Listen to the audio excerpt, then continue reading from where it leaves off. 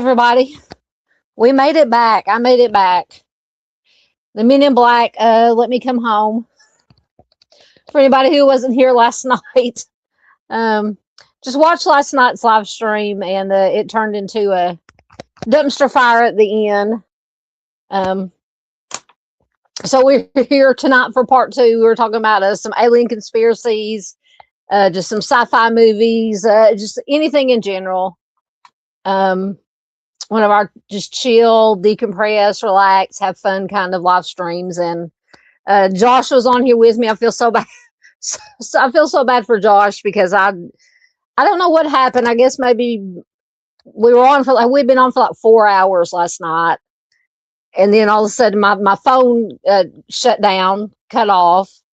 I guess the battery ran down, even though I have it on the charger. And I couldn't get back in. I finally got back in enough to let everybody know in the chat what was going on.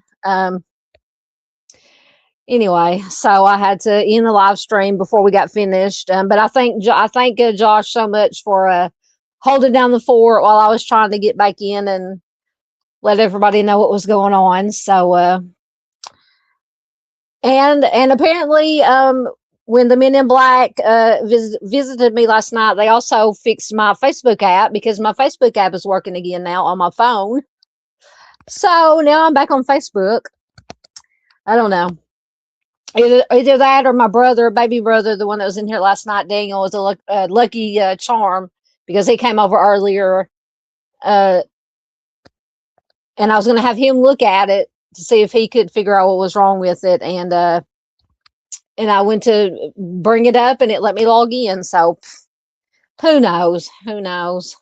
It's good to see everybody here tonight. Like I said, we're just going to finish up. I think we had the top four conspiracy, alien UFO conspiracy theories left to go over quickly. And then I found an article of, I think it's the top or 8, what they call 8 of the best UFO alien movies, sci-fi movies. So we can talk about that for a little bit. We can talk about whatever you guys want to talk about. Like I said, it's a free for all. Whatever you guys want to talk about, whether it be movies, music, conspiracies, what's been going on with you guys, the weather, whatever. Anything you guys want to talk about is okay with me tonight.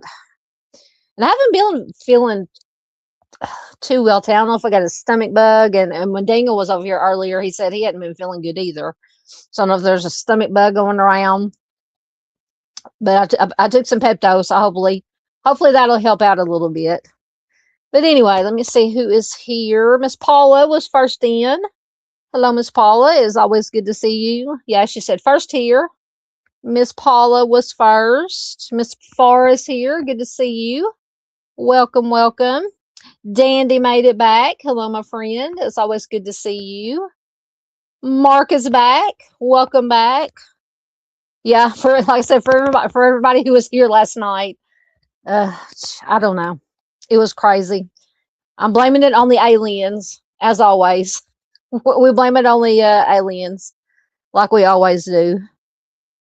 Mark is asking Miss Farr if she's feeling better. Yeah, I know Miss Farr was feeling under the weather last night, so I hope she is. My hair is all crazy today. Anyway, so I hope Miss Farr is feeling better. Yeah, she says, glad you're safe and back. Yes. Me and the Men in Black had a fun time, I guess. I don't know. I don't remember anything. Imagine that. But yeah, it was fun. It was fun. It was crazy. Yes, it's nice seeing everybody. Oh, Miss Farr said she's got to go to the doc. I hate going to the doctor. I don't like to go to the doctor unless I absolutely have to. Oh, goodness. Miss Paula said that's everyone. Patriotism made it back. Welcome. I think Patriotism had popped in last night. Dandy is mooing already. Oh, goodness. Yeah, the cows. We talked about, that was one of the conspiracy theories that we talked that's on that list. I think actually It was the first one maybe that was on the list. But we also have our moo cow that we might get to put some moo cows in the pasture. Mustang is here. Hello, my friend. Thank you for getting links in for me. Um, there's some kind of weird ringing in my ear or my earpiece or something. Maybe the aliens are sending me some messages. I don't know. The aliens are trying to contact me. Oh goodness. People, and I can just imagine people who weren't here last night, who may be here listening tonight or watching. They're thinking, what are they talking about? We're crazy. We're crazy. Oh, patriotism says the sunburn spent all day on the river. I haven't been to the river in so long, but I'm a very light skin, so I burn very easy. So I don't spend a whole lot of time in the sun, and when I do, I slather myself with a sunscreen. That is really bothering me. I don't know what that is in my earpiece. Can you guys hear me all right? I'm assuming. Just let me know if everything sounds okay, because I don't know what that is in my earpiece. Oh, of course, Paula's going to ask if there's any updates on the West Memphis 3 case. Not that I have seen. Now let me do a quick check. But as far as I know, God, that is bothering me.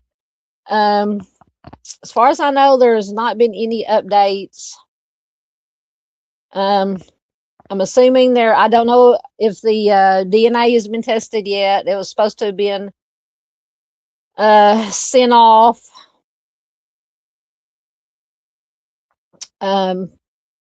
To wherever they were going to send it off to be tested, but now, and I'm sure they would have reported it on the local news here if anything has no,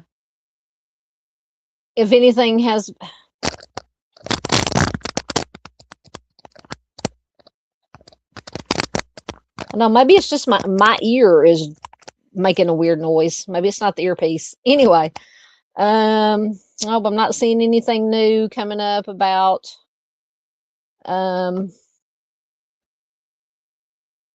is my ear doing that? Anyway, it's going to drive me nuts. Let's see. I think these are all older articles. Not seeing anything new. Hopefully. Nope, still just the ones about where they had allowed the testing, because they had to take it all the way up to the Supreme Court, or the Arkansas Supreme Court, to get it tested. But anyway, so nothing new, Miss Paula. But like I said, if something new comes up, you will be the first to know. I will let you know, most definitely. Dandy says, I'm in the deep freeze in western Colorado and I'm losing fruit on my trees. Yeah, did it turn out? Is it cold there again? Yeah, it is. I actually have it's actually nice here. I have my window cracked open. Now we still have the air on, but it's probably in the maybe the low 60s right now. So it's not bad here. Hey, Junior, good to see you. Junior made it back. Oh, hold on for a minute. Be right back.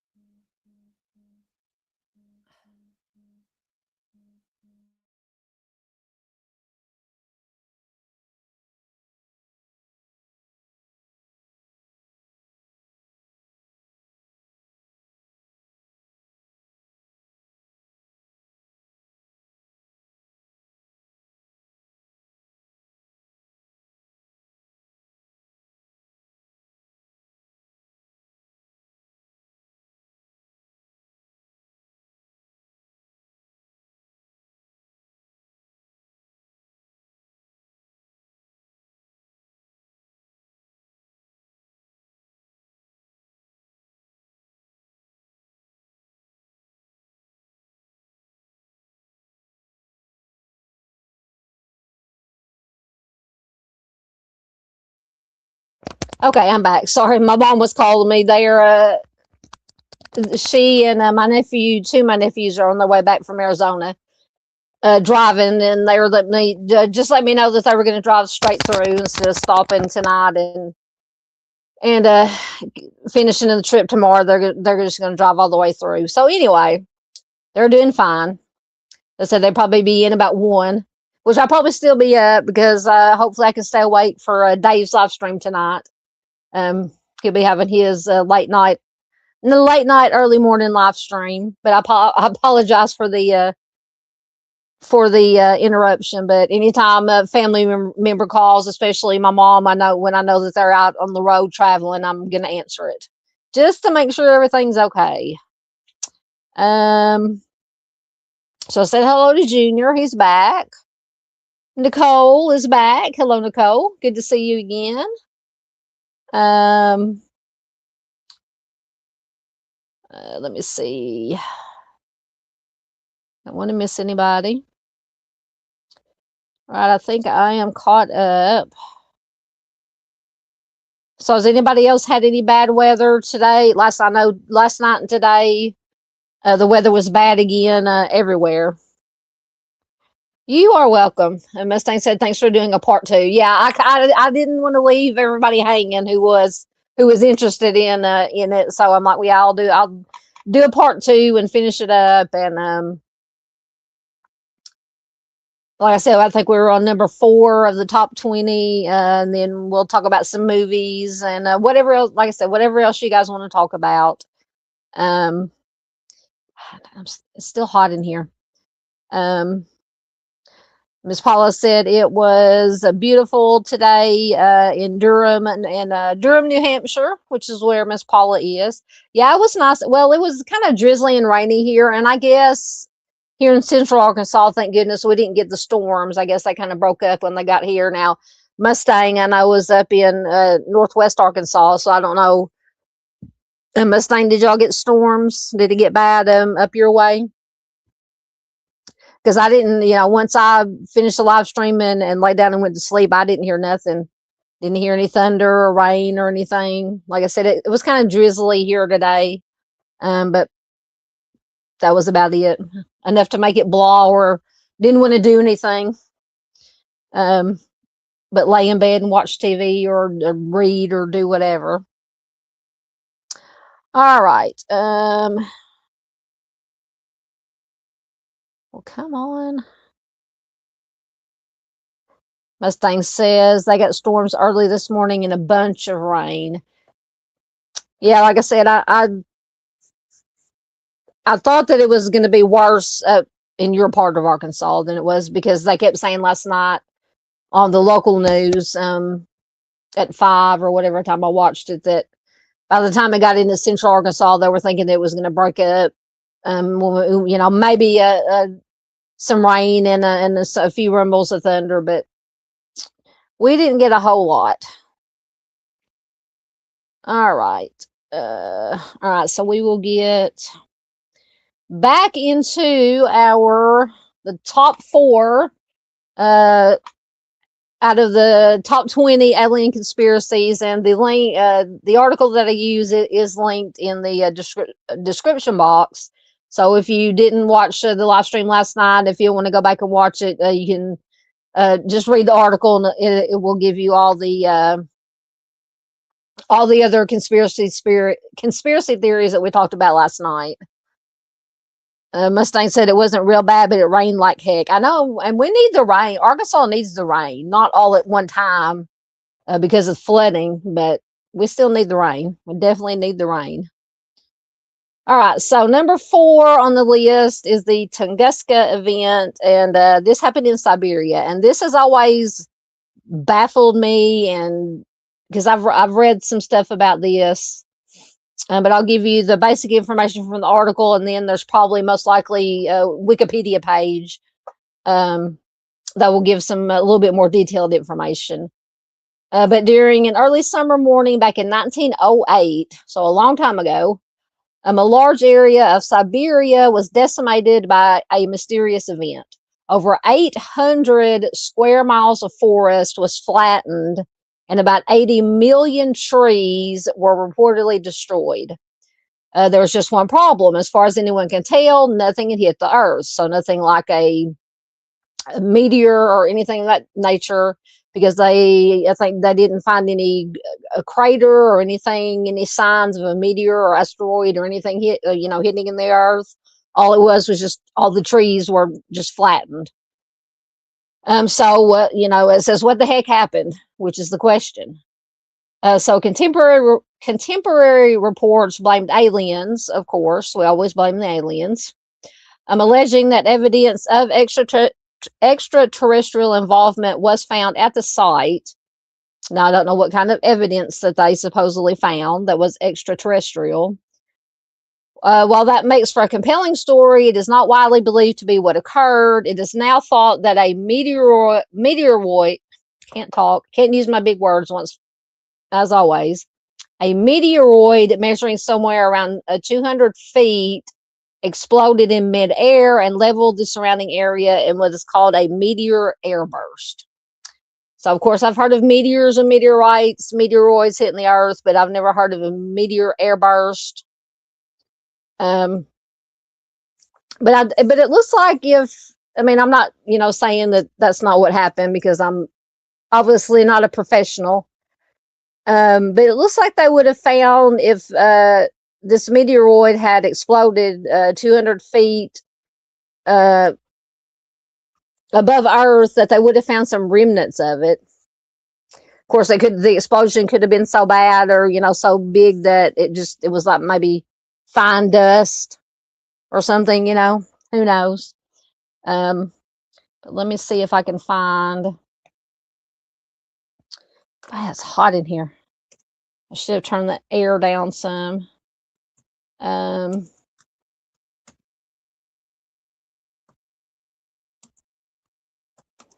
see if I can find the yeah. Of course, it has a Wikipedia page. All right, so according to Wikipedia, the Tunguska event was a large explosion of between 3 and 50 megatons of TNT, equivalent. Did I read that right? Between 3 and 50, the equivalent of 3 and 50 megatons of TNT exploding, that occurred near the, I'm going to butcher this, Podkaminaya Tunguska River. It's in Siberia. They give a lot of names, but basically it's in Siberia. The explosion over the sparsely populated eastern Siberian taiga felled a large number of trees over an area of 2,150 kilometers, which is about 830 square miles of forest, and eyewitness accounts suggest that up to 3 people may have died. The explosion is attributed to a meteor airburst, which is the atmospheric explosion of a stony asteroid about 50 to 60 meters, or 160 to 200 feet, 160 to 200 feet wide. It says that the asteroid approached from the east-southeast, probably with a relatively high speed of about 27 kilometers a second, or 98,000 kilometers an hour, which I said is Mach 80. So very fast, very fast. Though the incident is classified, I think the cats are at the window again, as an impact event, the object is thought to have exploded at an altitude of 5 to 10 kilometers, or 3 to 6 miles, rather than hitting the Earth's surface, leaving no impact crater. It says the Tunguska event is the largest impact event on Earth in recorded history, though much larger impacts are believed to have occurred in prehistoric times. It says an explosion of the Tunguska magnitude would be capable of destroying a large metropolitan area. So if it happened now, we're basically screwed. It says the event has been depicted in numerous works of fiction. So yeah, just a really weird Let's see if there's anything as far as conspiracy theories that they have on here about it. We're not going to go over the scientific stuff because I'm not going to understand any of it. No,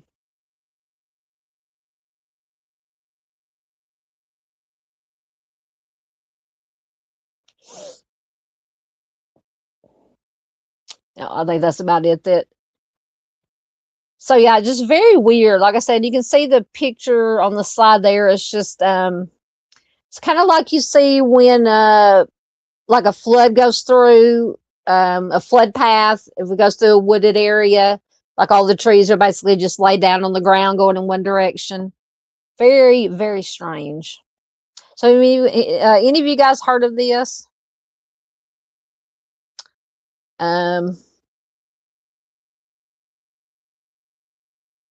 Let's see what y'all saying. Oh, Junior says they've got frost warnings for tonight. Yeah, this weather is crazy.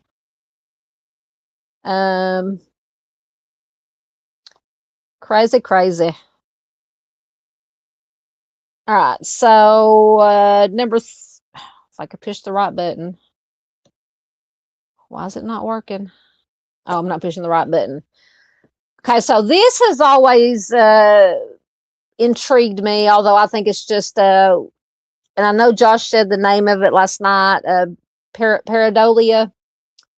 It's where you see you perceive faces and certain things. It's not really a face per se, but it's just that our brain sees faces in different structures or different forms. So this is the face on Mars.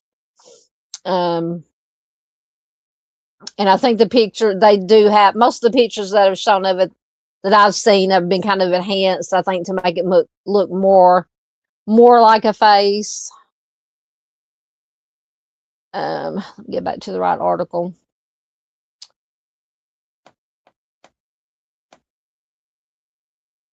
So the face on Mars is one of the most popular images in space history. An eerie face resembling an old hockey mask. So maybe Jason visited Jason Voorhees visited the moon and left his hockey mask there. An old hockey mask emerging from the dust of Mars and peering up at the camera. It's quite a creepy picture and is understandably spurred interest in extraterrestrial life. Some believe that the face on Mars is proof that there was an ancient Martian civilization. The official explanation is that the supposed face, excuse me, is actually just an instance of pareidolia or seeing a pattern in something innocuous. Apparently, this is just a normal heel whose face-like qualities are enhanced by specific lighting. That's why I said I think most of the pictures that are show up on the internet or wherever are kind of enhanced to make it look more like a face, because I've seen some pictures that it doesn't really look as much like a face as in, like the picture on the slide there. It says apparently this is okay. I read that. It's not the only planetary phenomenon that has spawned alien conspiracies, with the hexagon on Saturn standing out as another notable case. So I might have to look at that. I've not heard of the hexagon on Saturn, so we may have to take a look at that. I might have to look that up because I don't think that is on the list. But I have obviously heard of the face on Saturn. Nicole said, are you talking about the Tunguska event? Nicole says I hadn't heard of it. Yeah, I'd heard of it, but like I said, I'm a geek. I'm a nerd. I watch a lot of Discovery Channel and National Geographic and anything to do with aliens and just space in general, aliens, UFOs. Yeah, Mustang says that does. Yeah, it does look like a face.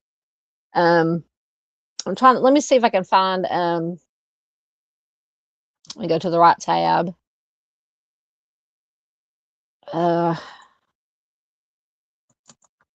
See if I can find some different. I can't type. Um,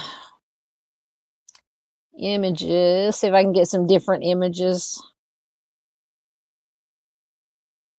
All right, let me share my screen if it will let me. I can find that. Come on.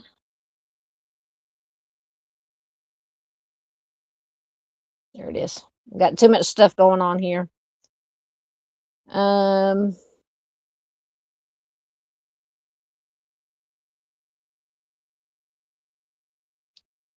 I take it a minute to come up. There it is. So there's some different images. You see on this one, I think this may be kind of like a side view of it, and I think a shadow. I think shadows play a large part in. I mean, no doubt it does look like a face, but see, it's right there. I don't know if you can see my cursor on the right there. It's interesting nonetheless. So I think this is what it kind of actually looks like. But the way the way that the shadows and the lighting fall on it makes it look more like a face. Let's see if I can find. Now this one is definitely AI. This one is definitely a little bit of a Photoshop going on, in my opinion, on that one. On that one right there. Oh goodness. Get that one. You can't really see it on that one.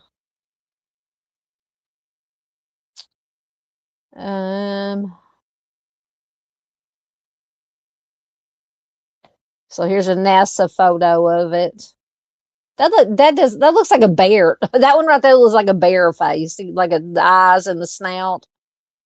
Yeah, I think it's just the way, like I said, the way it's lighted and the shadows and the pareidolia effect. I think that's all it is. But interesting nonetheless.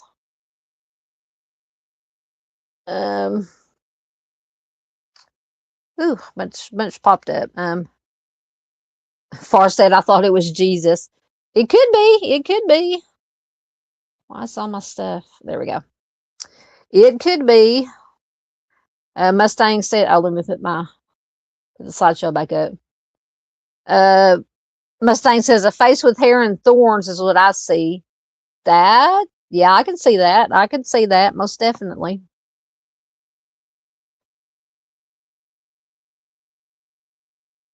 Paula says that it's a face. Is it possible that could be an astronaut who passed away?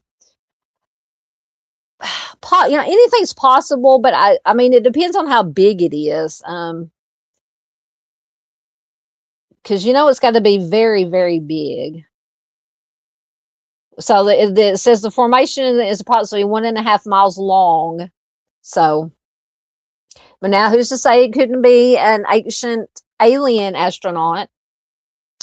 And then there's also the myths about the giants that were supposed to be here at one point on Earth at one point.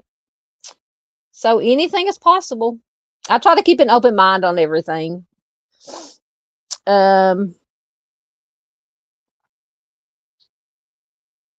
says that one looks like an alien. Oh goodness.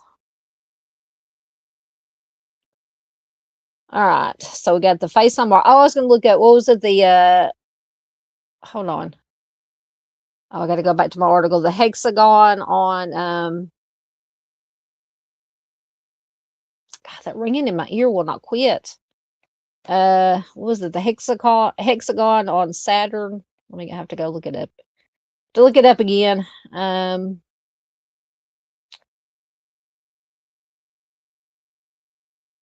hexagon on Saturn. Let me see what that is.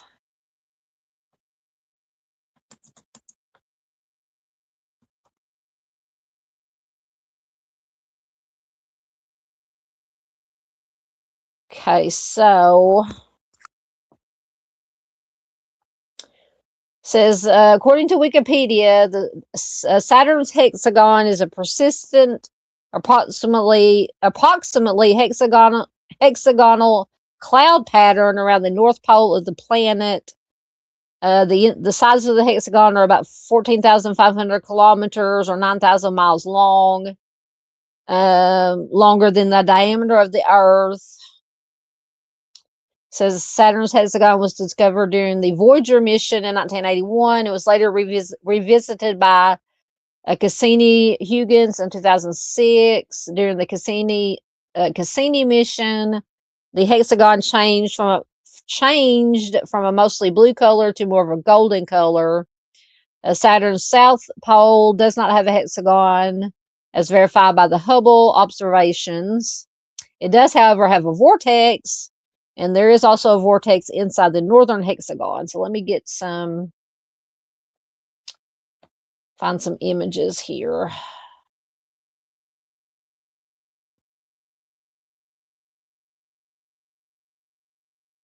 All right, let me share the screen again. Yeah, Mark says the hexagon on Saturn is real. Yeah. Let me share my screen.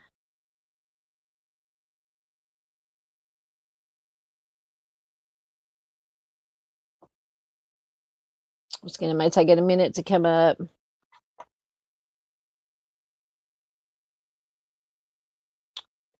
So we got this, yeah, you can see it. I don't know if you can see my cursor. Yeah, it is definitely a hexagon pattern. Now, what it means, I have no idea. Don't know what it means. Got that picture. Apparently, it's like a cloud formation. They said, is that what they said? A cloud formation. Interesting. Oh, go back to my image. Why did it go back to the images? Let's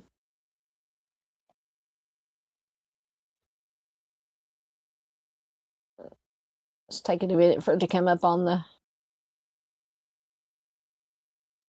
It's being slow. Anyway. So that's interesting. Oh, maybe I was on the wrong one. That's why it wasn't changing. I've got too many tabs open. Anyway, okay. So that is a hexagon on Saturn. I'll have to read up some more on that. All right, so number 2, of course, is Area 51. I think we talked a lot about Area 51 last night on the live stream.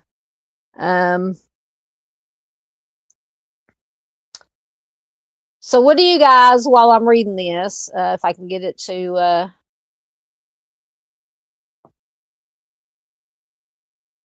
why does it keep doing that? I keep pushing the wrong button, that's why. What do you guys think that they're really doing at Area 51? I have my theories, or what I think they do.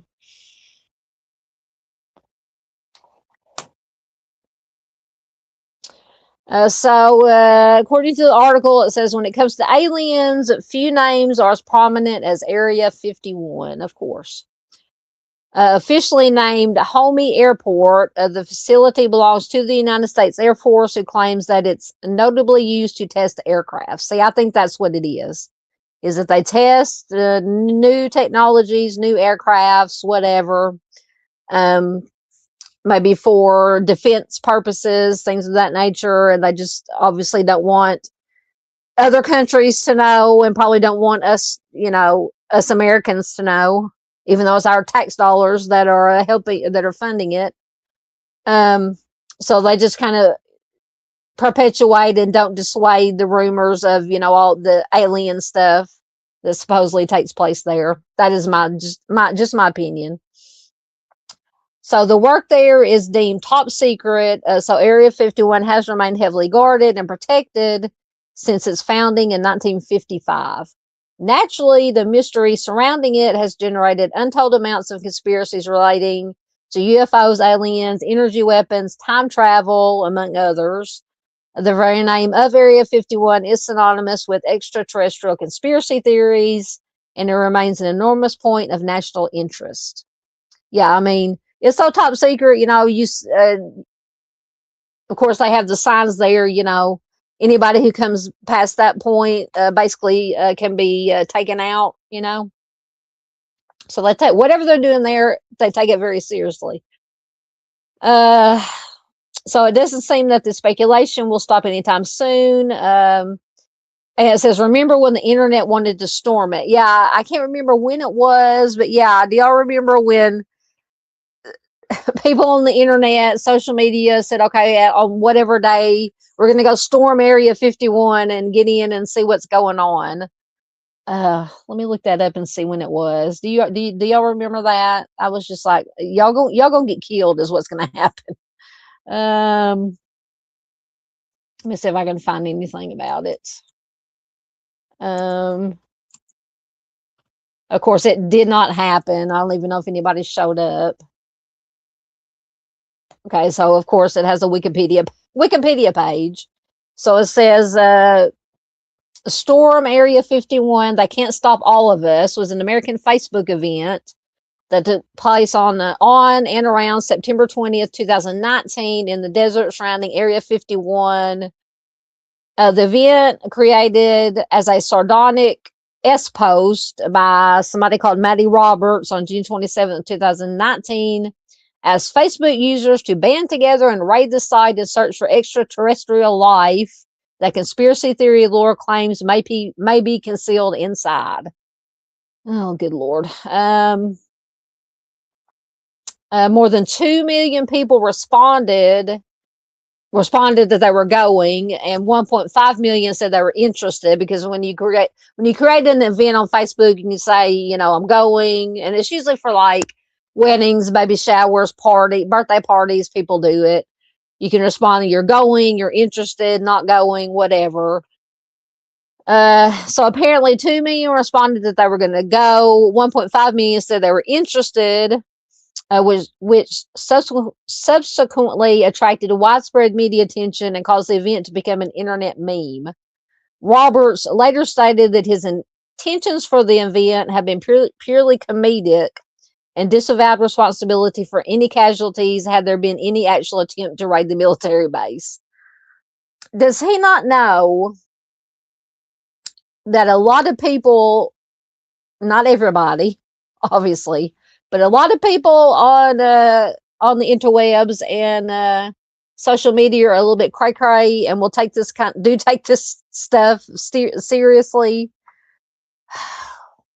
I wonder if he could have been held liable if people had gone and something horrible had happened and people had lost their lives. It says that on the day of the event, only about 150 people were reported to have shown up at the two entrances to Area 51, with none succeeding in entering the site. It says that 2 music festivals were planned to coincide with the event. Alien Stalk in Rachel, Nevada, and Storm Area 51 Base Camp in Hico, Nevada. It says an estimated 1,500 people attended these festivals, according to state and local law enforcement. Air Force spokeswoman Grace Manick stated that government officials were briefed on the event and discouraged people from attempting to enter military property. Nevada law enforcement also warned potential participants against trespassing. The event had an effect on businesses both locally in Nevada and around the U.S., which prepared products for visitors and those who attended the event. It's crazy. People will storm anything. I mean, it's like the hive mind, the hive mind theory. Just craziness. I mean, I'm not going to be storming someplace that you could. Yeah, Paula says you most definitely could go to jail for that, but you can most definitely be taken out too, because it literally has signs when you come up to the gates and the fences that said I can't remember exactly how it's worded, but basically it says if you go beyond this point, you can be taken out. No questions asked, nothing, just taken out. Oh goodness. Yep, I agree too. Paula says secret U.S. spy planes and secret projects for the U.S. maybe military drones. Yeah, I think that is my opinion of what happens in Area 51. Yeah, Far says I don't think it has anything to do with aliens at all. I don't either. Mark says I think Area 51 is for advanced weapons and aircraft development. Yep, absolutely. Yeah, Mustang said they did storm the White House though. I'm telling you, some people are cray. All right, so of course, the number one is the Roswell incident, obviously. What was it? Weather balloon. That's what it was. So first I'll give you the basic information, and then I know there's lots and lots of stuff on the internet about the Roswell. Get down to it. So Roswell. So there have been countless UFO sightings throughout the years, but nothing compares to this one. The Roswell incident is a legendary piece of American history, and it has remained the go-to UFO story for decades. In 1947, what is now believed to have been a surveillance balloon from the Air Force's classified Project Mogul crashed into a New Mexico ranch. At first, the Roswell Army Airfield informed the public that what they said was a flying disc had been found at the site, but this was retracted, so I find that a little sus.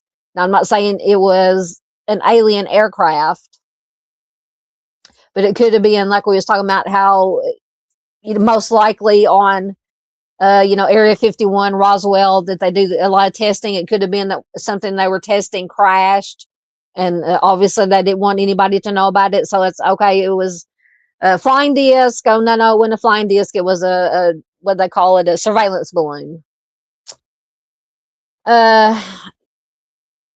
So they retracted that it was a flying disc. They said it was this surveillance balloon. At first, they said it was a flying disc. They retracted that, leading many to believe that a cover-up was at play. And I do think it was a cover-up, but once again, I think it was just, in my opinion, something that knew that they were testing that went wrong and crashed. Decades later, military officer Jesse Marcel remained adamant that what they had discovered was extraterrestrial in nature. Roswell is arguably the greatest alien conspiracy theory of the 20th century or ever. So that was the last one. It says, do you buy into any of these theories? Let us know. Let us know. All right. So basically that's all there is to the Roswell incident. But let me look in. I'm sure it has a Wikipedia page as well. So according to Wikipedia, debris found by a rancher in 1947 near Roswell, New Mexico, has become the basis for UFO conspiracy theories, alleging that the United States military recovered a crashed extraterrestrial spacecraft. After metallic and rubber debris was recovered by Roswell Army airfield personnel, the USAF announced a possession of what they called a flying disc. This announcement made international headlines, but it was retracted within a day. The debris was from a complex and uncrewed military balloon train consisting of linked balloons and assorted equipment operating from the nearby Alamogordo Army airfield as part of the top secret Project Mogul, which is a project intended to detect Soviet nuclear tests. To obscure the purpose and source of the debris, the Army reported that it was merely a conventional weather balloon. See, just like we said, or I said, we probably all think something went wrong, and especially if it had to do with something this top secret Project Mogul. They didn't want anybody to know about it, so of course they're going to say it was just a weather balloon. It's just a weather balloon. In 1978, retired United States Air Force officer Jesse Marcel revealed that the Army's weather balloon claim had been a cover story, and speculated that the debris was of extraterrestrial origin. Popularized by the 1980 book The Roswell Incident, this speculation became the basis for long-lasting and increasingly complex and contradictory conspiracy theories, which over time expanded the incident to include governments concealing evidence of extraterrestrial beings, gray aliens, multiple crashed flying saucers, alien corpses. We talked about the alien autopsy, that documentary that came out was 94 or 95. And the reverse engineering of extraterrestrial technology, which we talked about last night too, none of which have any factual basis. In the 1990s, the Air Force published multiple reports which established that the incident was related to Project Mogul and not debris from a UFO. Despite this and a general lack of evidence, many UFO proponents claim that the Roswell debris was in fact derived from an alien craft and accused the U.S. GOV of a cover-up. I'll never say that the GOV doesn't do cover-ups. In my opinion, they most certainly do, but so the conspiracy narrative has become a trope in science fiction literature, film, and television. And I want to go to Roswell. The town of Roswell promotes itself as a destination for UFO associated tourism. I would love to go to Roswell. I think it would be fun. So that is so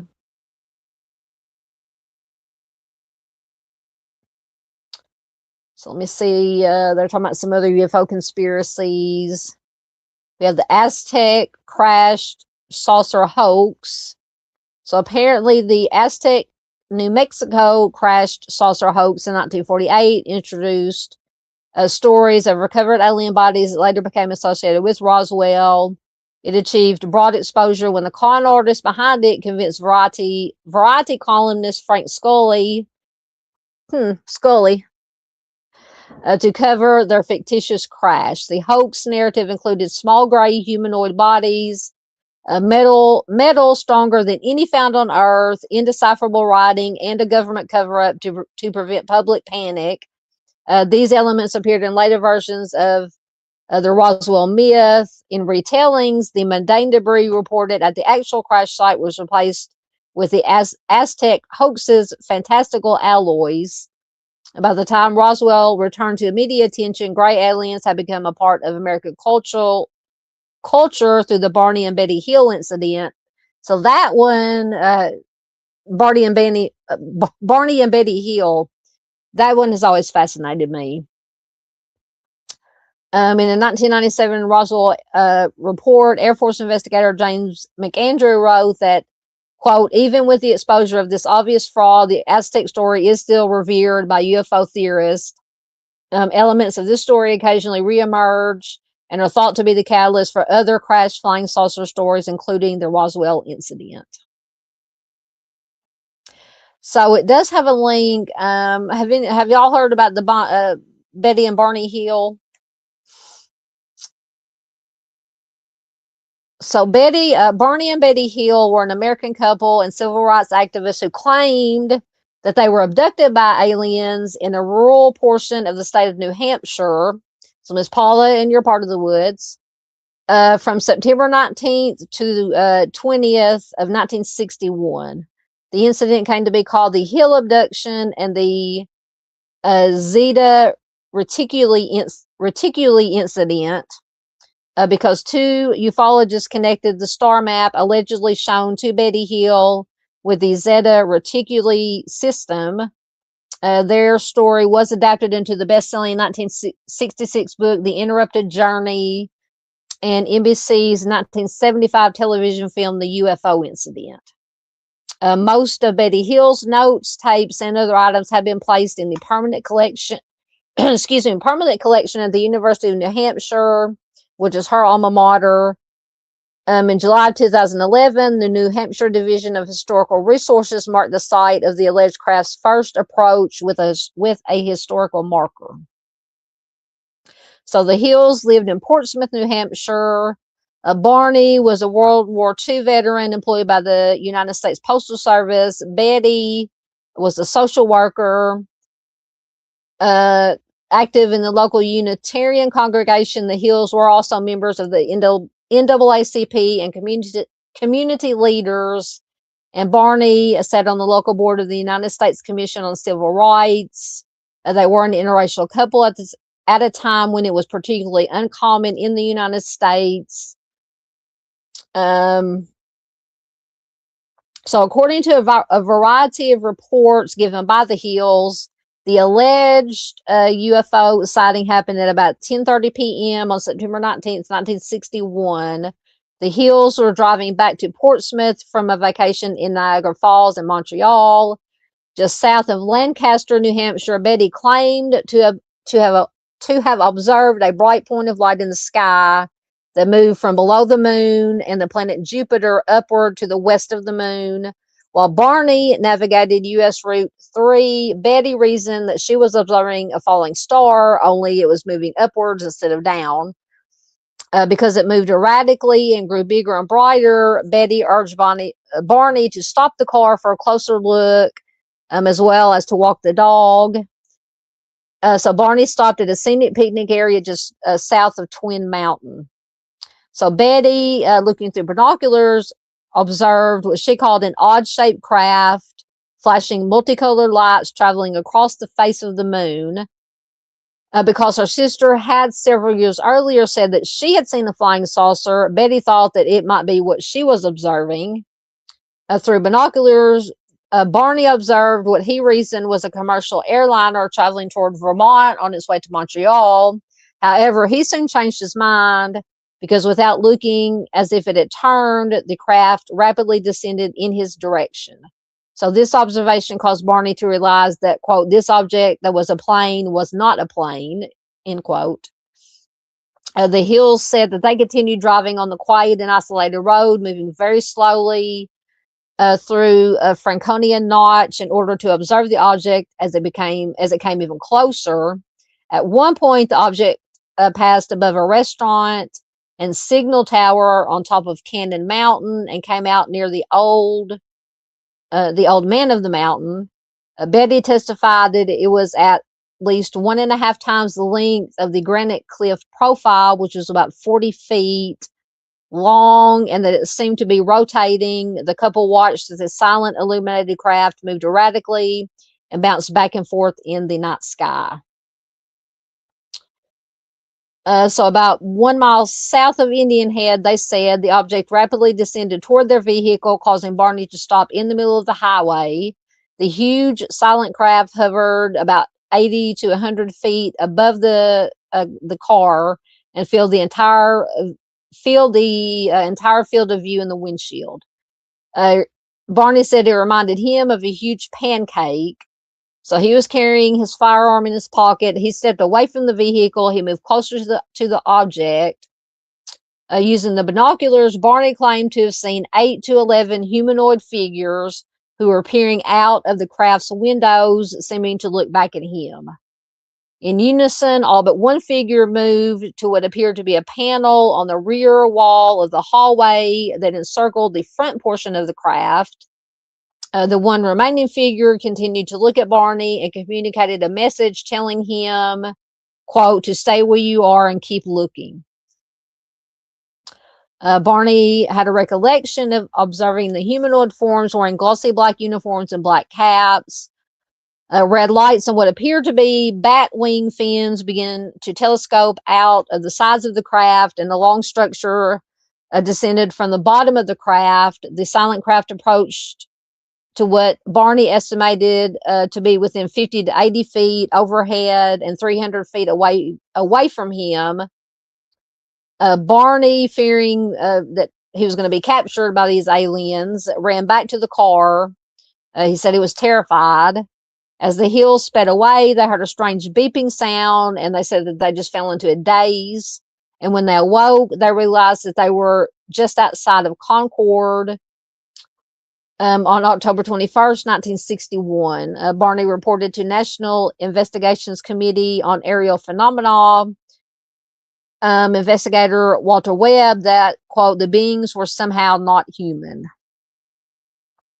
So yeah, they had like the lost time, and I believe so they arrived home at about dawn. They stated that they had some odd sensations and impulses that they could not really explain.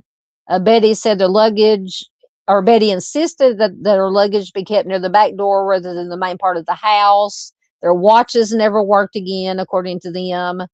Barney said that the leather strap for the binoculars was torn, though he could not recall it tearing. The toes of his dress shoes were scraped.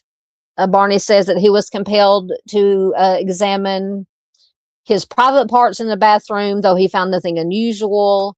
Instead, they took long showers to remove possible contamination, and they each drew a picture of what they had observed. So they tried to reconstruct the chronology of events.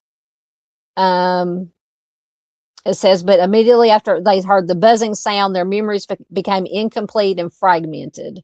So after sleeping for a few hours, Betty awoke, placed the shoes and clothing that she had worn during the drive into her closet, observing that the dress was torn at the hem, zipper, and lining.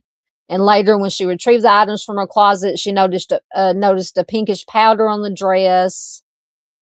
She hung the dress on her clothesline. The pink powder blew away, but the dress was, it says, irreparably damaged, and she threw it away. But then she changed her mind and she retrieved the dress. And over the years, it says 5 laboratories have conducted chemical and forensic analysis on the dress. Now, whether or not they found anything unusual on the dress, I don't know. And according to Betty, she said she had dreams, a series of vivid dreams, which continued for five continuous nights. In November 1961, she started writing down her dreams, the details. So yeah, it's just very, very weird. So either they really had an encounter with aliens, or they did some good stuff, or something happened. But or they in their mind they think something happened. But I've just always found that fascinating. And one of, maybe, if you can call it credible, maybe one of the more credible, lots of comments popped up. One of the more credible stories. All right, let me get a drink first and get caught up in your comments.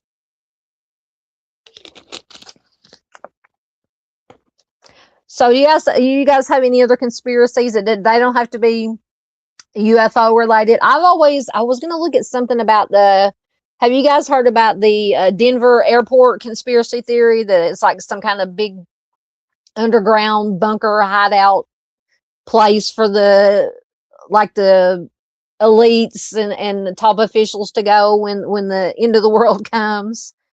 And all the weird artwork and things that are inside I think it's the Denver airport. I'm pretty sure. Let me see. Get back to where I was at. I think I went too far down.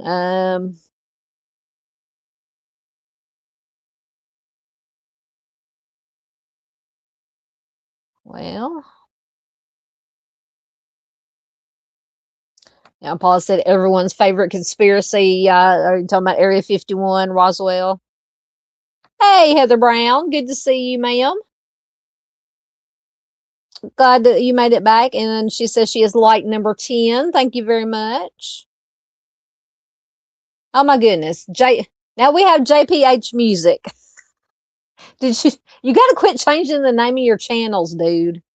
Uh anyway, like I said, the ninja is back. JP is our resident ninja. Oh my goodness. We are always glad to have JP here in whatever form or name that he comes under.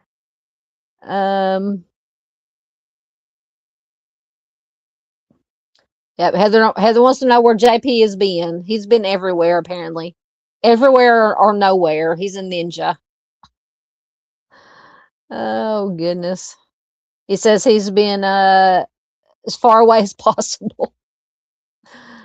Oh my goodness. Oh, Miss Paula's got sticky keys. I hate that. I hate it when that happens.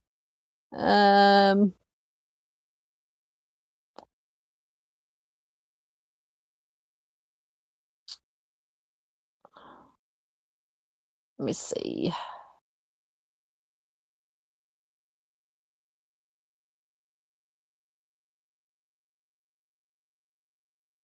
I'm just getting caught up.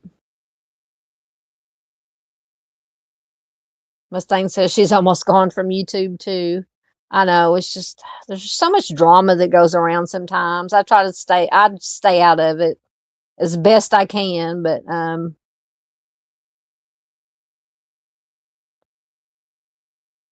still got that weird. I'm telling you, the aliens are trying to communicate with me in my ear. My ear's still making that weird noise. Uh, See, that's the way I felt about my phone last night when it died. Wait, wrong. Where'd it go? Where'd it go?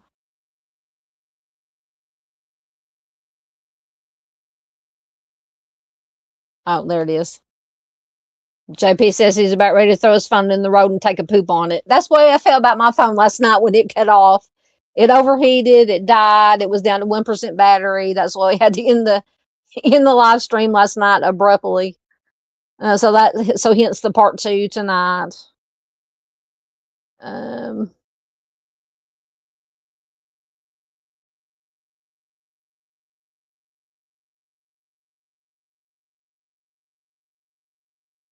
Oh yeah, now Mustang's talking about the Freemasons. Yeah, that's a whole other live stream we could do. Paula says she believes in some of the JFK. Yeah, there's a lot of JFK conspiracy theories. Yeah, Mustang says JFK had so many enemies, it's possible anyone did it. Yeah. In my opinion, it was either one or more of the alphabet agencies that had a hand in it. So it's a completely new channel, so now I'm going to have to go subscribe to it, which is fine. JP says I don't change the name if I'm going to do something with the channel, I'll just delete it and start over because I'm crazy like that. You keep us guessing. Oh goodness. JP's always keeping us guessing. How did I twist your arm? What did I twist your arm about? JP says all because I twisted his arm yesterday. I did no such thing. Oh goodness. Yeah, and it could be both. Mustang says agencies or the mob. Yeah, it could be both because you had Jack Ruby, who in one form or another was somehow in with the JFK thing, and he was a known mob associate. So yeah, I think it was a combination of a whole bunch of things and a whole bunch of people. JP JP says, "Well, I guess I'm just as insane as I sound." Hey, Boston Christian, good to see you. Welcome. Nicole says, why did you get nauseous? She said, I just all of a sudden got nauseous. All right, so I think that was all of our conspiracy theories. We finally made it to the end of them. So like I said, let me look up the Denver. I think it's the Denver airport, and then we'll go on to our list of movies.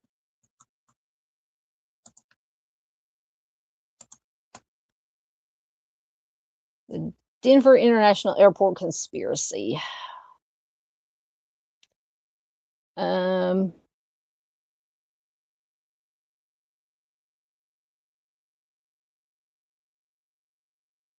see if I can find. Let's see what this is.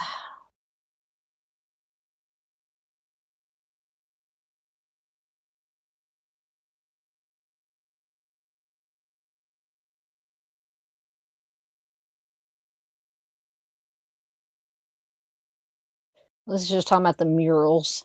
They do have some very weird murals at the but I want to know because there's the conspiracy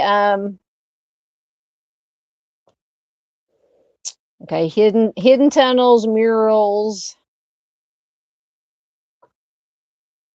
and secret societies. All right, this one looks promising. Let me see if I can take that down and share the screen. It's hot in here.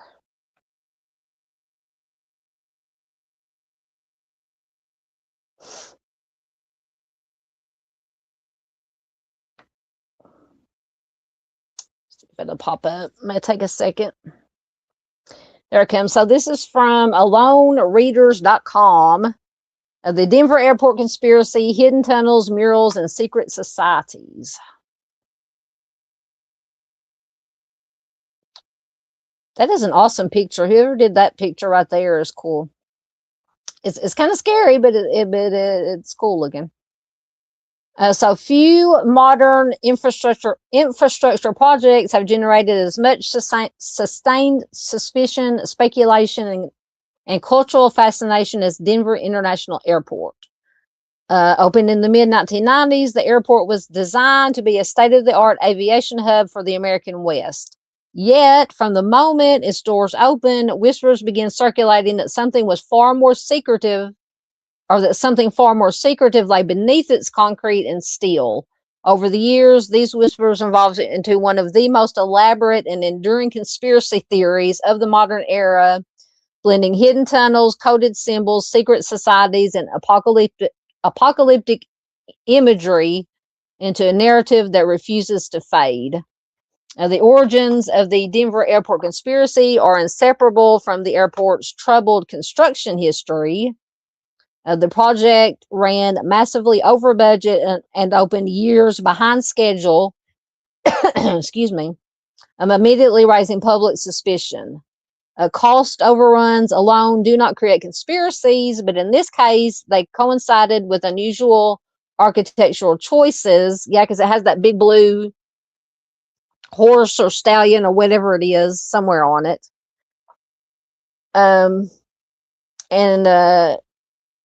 So it's unusual architectural choices and unexplained features that seemed to invite speculation. For critics and conspiracy theorists alike, the airport appeared less like a transportation facility and more like a carefully disguised fortress designed with purposes far beyond commercial aviation. One of the most persistent elements of the conspiracy revolves around the airport's underground infrastructure. Denver International Airport sits atop an extensive network of tunnels and sublevels far larger than what most travelers would expect. Well, while airports do require service corridors for baggage handling, utilities, and secret operations, the sheer scale of the underground construction at Denver has fueled decades of speculation. According to conspiracy narratives, these tunnels form a vast subterranean complex, allegedly capable of housing thousands of people or facilitating secret military and governmental operations. Some versions of the theory claim the tunnels connect to underground bunkers designed for global elites in the event of a catastrophic collapse of civilization. Others suggest the tunnels serve as transportation corridors for shadow organizations operating beyond public oversight. The secrecy surrounding certain closed-off areas and restricted access points only deepens suspicion. To believers, the explanation of unfinished baggage systems sounds like a convenient cover story, masking something far more deliberate and ominous. Well, of course it does. The conspiracy intensifies when observers turn their attention from what lies beneath the airport to what is displayed openly on its walls. Perhaps no aspect of Denver International Airport has generated more controversy than its massive murals. And I'm telling you, and I hope this article, if the article doesn't have pictures, I will find some pictures. There are some very strange stuff in these murals. So these artworks, commissioned as part of the airport's public art program, depict scenes that many interpret as disturbingly apocalyptic. Images of soldiers wearing gas masks, children mourning amid ruins, and symbols associated with war, death, and rebirth have fueled interpretations that the murals represent a planned global catastrophe. Notice I say a planned global catastrophe. So for conspiracy theorists, these murals are not random or symbolic art pieces, but what they call coded messages. Some argue they depict the destruction of the old world order and the emergence of a new authoritarian regime. So in the conspiracy theory circles, everybody, people talk about the new world order.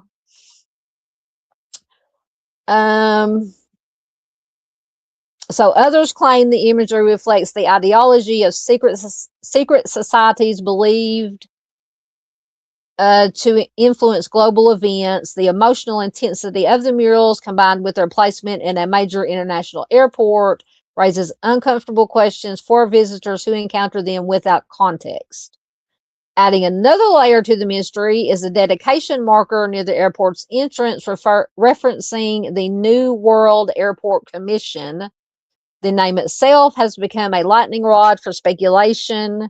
Conspiracy narratives interpret this phrase as a thinly veiled reference to the so-called New World Order, a term long associated with theories about global elites orchestrating world events from behind the scenes.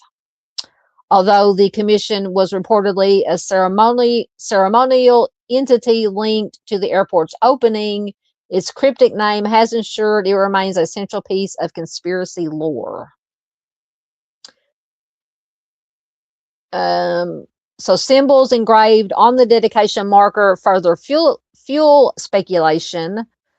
References to Masonic imagery, including compass-like designs and geometric forms, have led many to associate the airport with Freemasonry. So Mustang was talking about the Freemasons earlier. And the Freemasons kind of go back.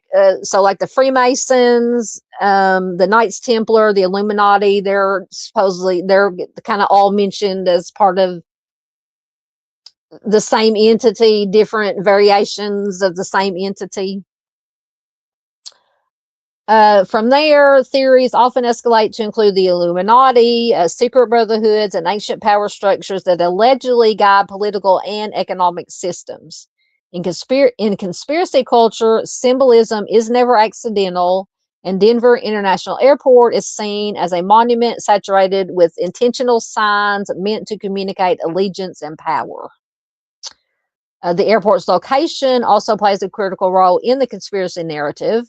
Situated far from downtown Denver, surrounded by vast open land, the airport's placement has been described as strategic rather than practical. Some theorists argue the isolation provides cover for underground expansion, while others claim the site was chosen for its alignment with ley lines or geomagnetic properties believed to hold mystical significance. In more extreme interpretations, the airport is positioned as a future capital or command center in a post-collapse or a post-apocalyptic world.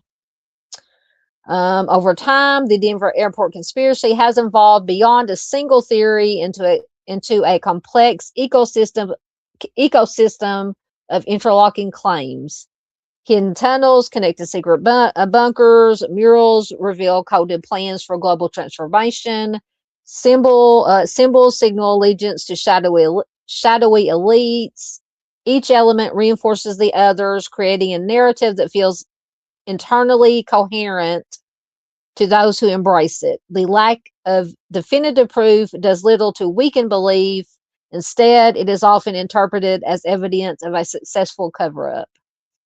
What makes the Denver airport conspiracy particularly unique is the airport authorities' response.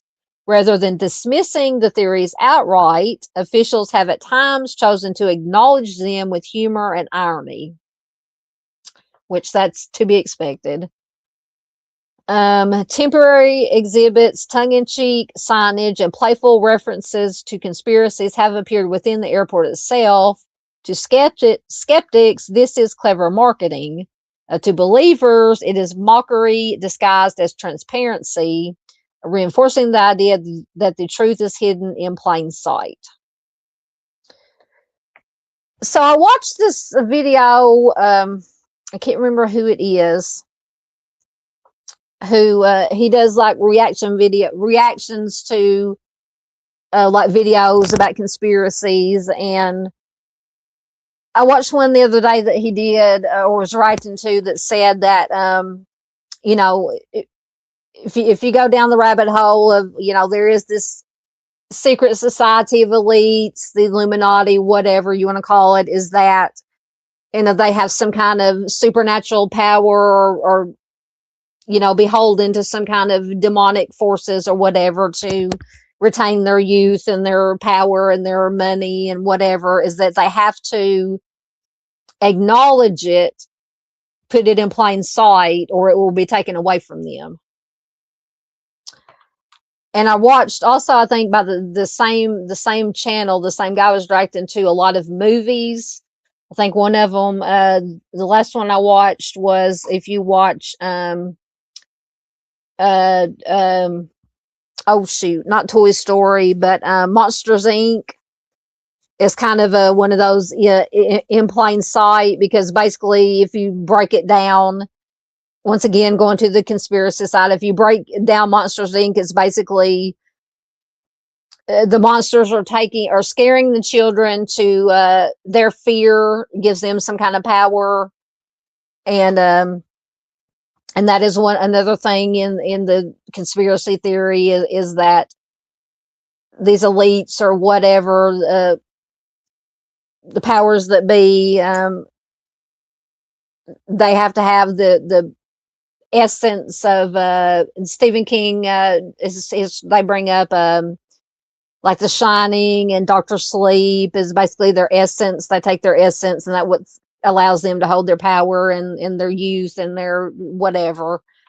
It's a whole rabbit hole you can go down. But anyway, I digress. So I lost my place. Let me see.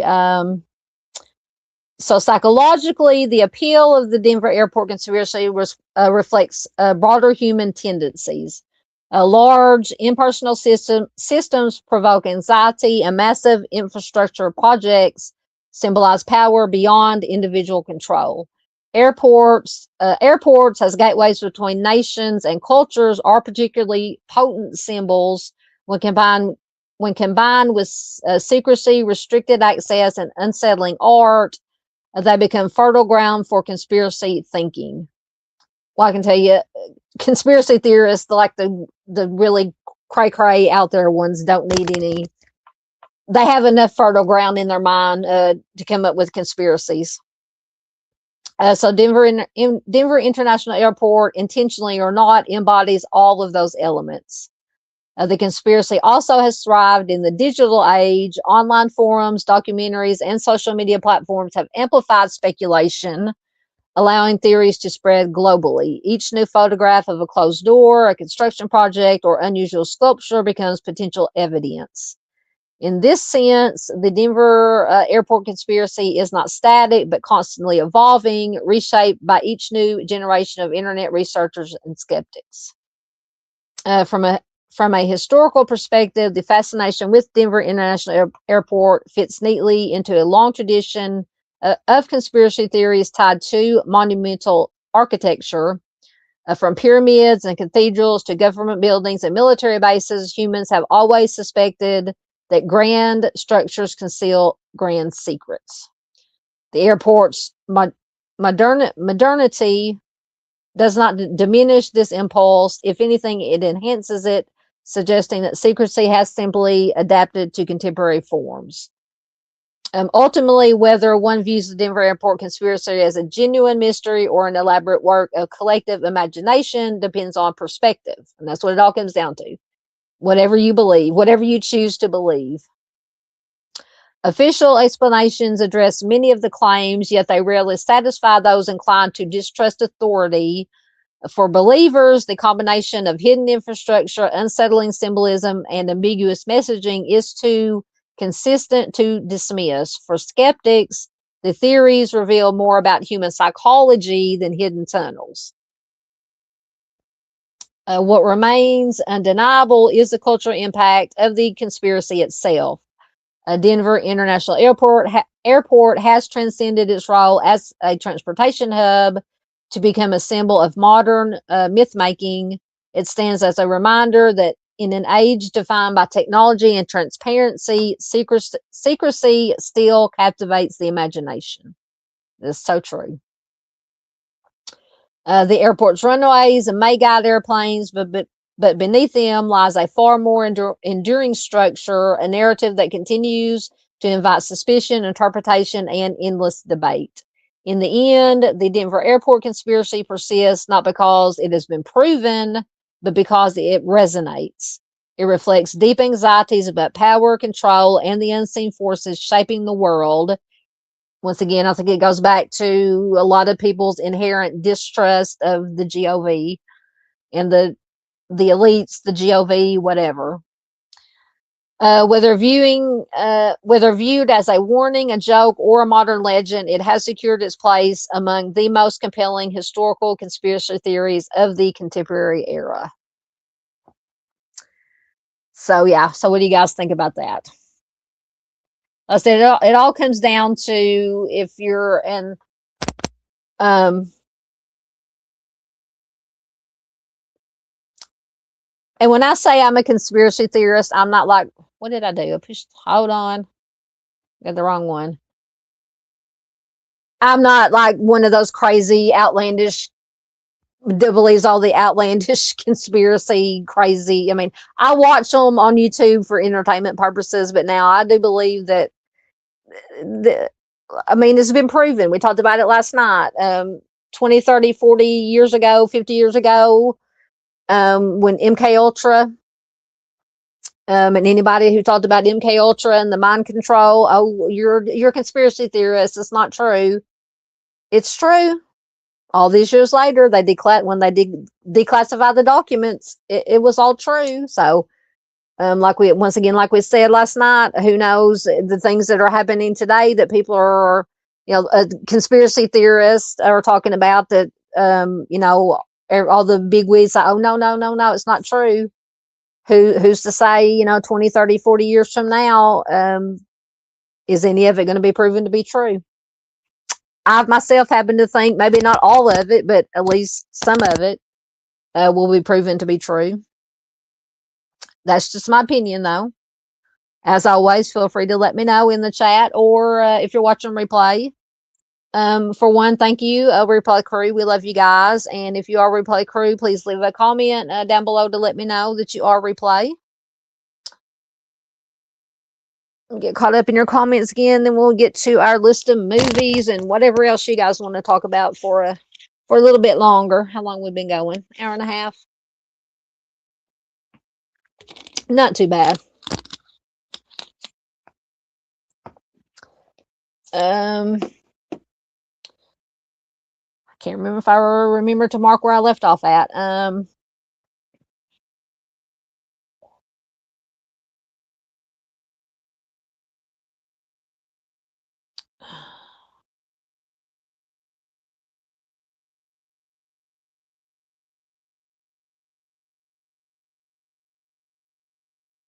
Hold on.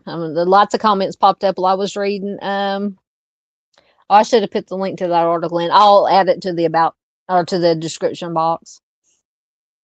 All right, there's where I was at.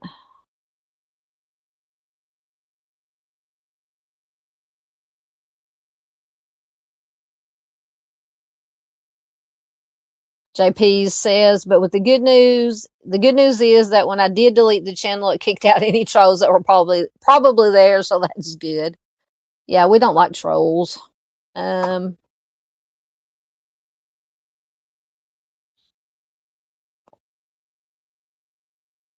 will resubscribe, most definitely. JPH Music.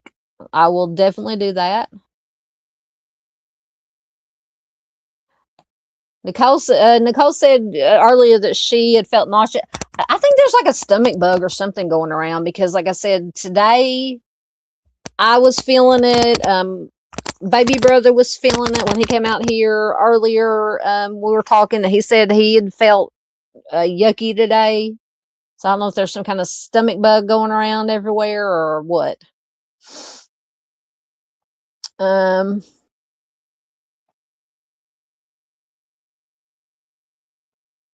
JP says he was blabbing and didn't even get to say hi to people. So hello, everyone, if I missed you.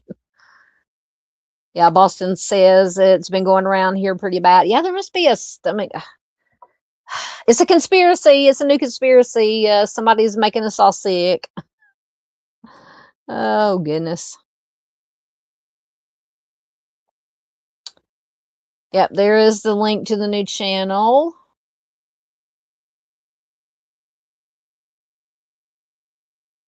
Yep, he also has is it JP's Respawn Lobby, I believe, is the gaming channel. Yep, there it is. Mustang got it, of course. JP says he believes it with all the crazy crap people do.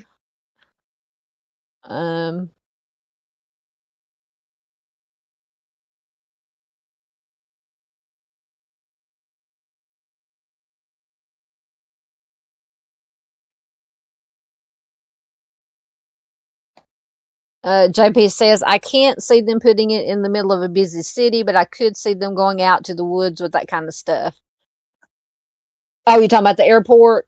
Oh, what is the name of the you mentioned the wood, but the Bohemian Grove, that is that is real. I've read about that too. That is some crazy stuff. Let me see right quick. If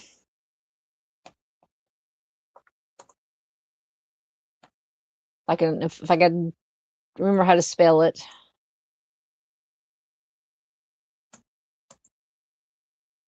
No, not Bohemian Rhapsody, although I do like that song.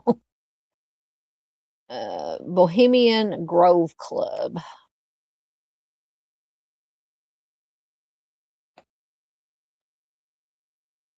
So I've seen pictures now, whether or not they're real or not, but I tend to think they are. So the Bohemian Grove is a private campground covering 2,700 acres in Montreal, California. Founded in 1878, it is owned by a private gentleman's club called the Bohemian Club.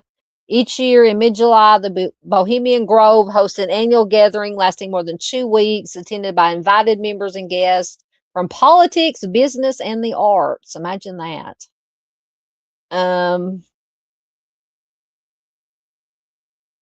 So the tradition began in 1878. So let's get down to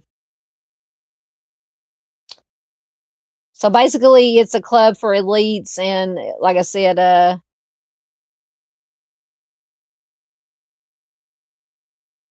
very weird stuff.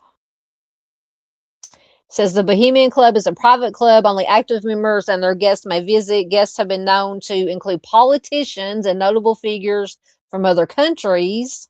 Particularly during the midsummer encampment, the number of guests is strictly limited due to the small size of the facilities.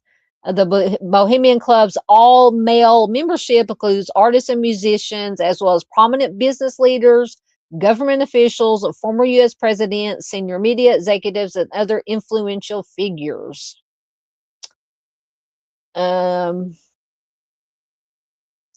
After 40 years of membership, members attain Old Guard status, which provides reserved seating at the Grove's daily talks and other privileges. Let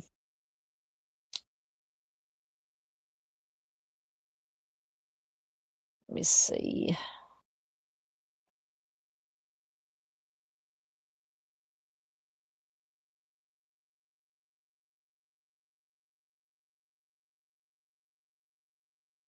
So traditions, rituals, and symbols. The club's patron saint is John of Nepomuk, who, according to legend, died at the hands of a Bohemian monarch rather than disclose the confessional secrets of the queen. A large wood carving of St. John in cleric robes stands at the shore of the lake in the grove, symbolizing the secrecy kept by the grove's attendees throughout its long history. Since the founding of the club, the Bohemian Grove's mascot has been an owl, symbolizing wisdom. A 30-foot hollow owl statue made of concrete over steel support stands at the head of the lake in the grove. Yeah, there's just lots of weird stuff.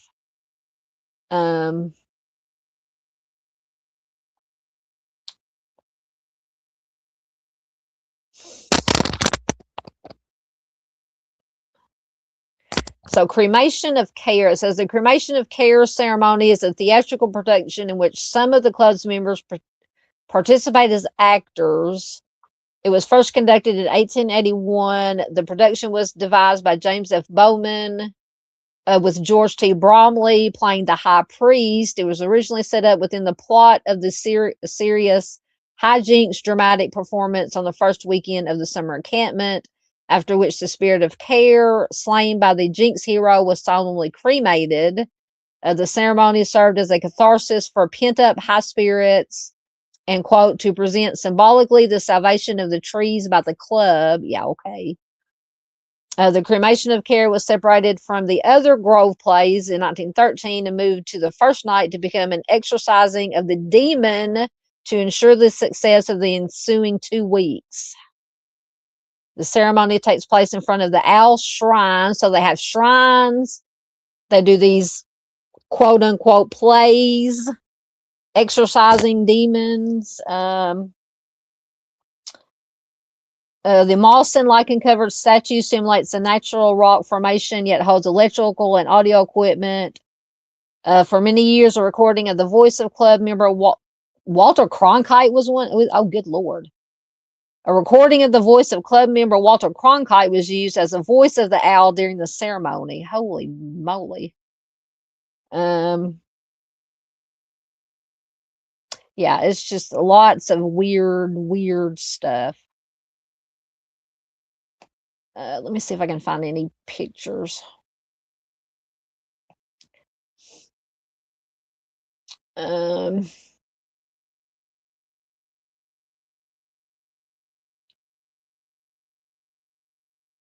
right, let me share my screen right quick. I mean, it might be all innocent, good fun, but once again, my I just don't know. With everything that we hear, I'm trying to, so here, and it has a better picture. No, where's the picture of the owl shrine? Oh, here's one. So here's a picture of the let me if you can see it, of the huge owl shrine, and you can there. This I guess is their supposed little play thing that they do. That's creepy as hell, in my opinion. Try to find some other.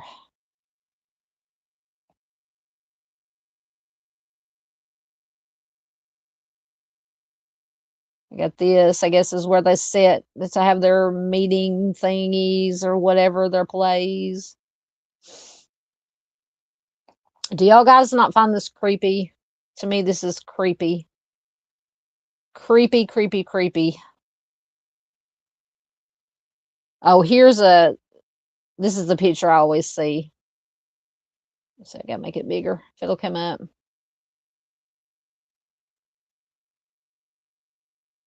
That is creepy. Tell me that's not creepy.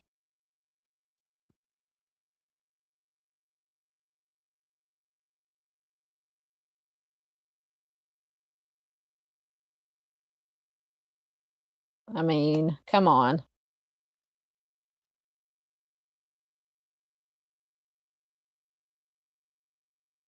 I don't know. They can say all they want that it's just all in fun and games, but anyway, Paula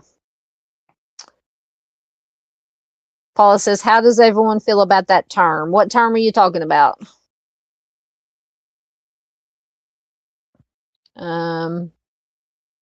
Oh, the New World Order. It's been used. Yeah, it's been used. Of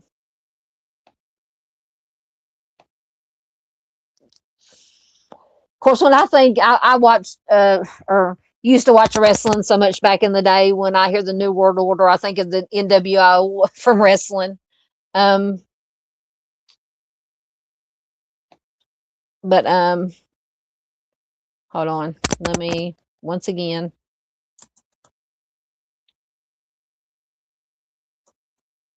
I can't spell.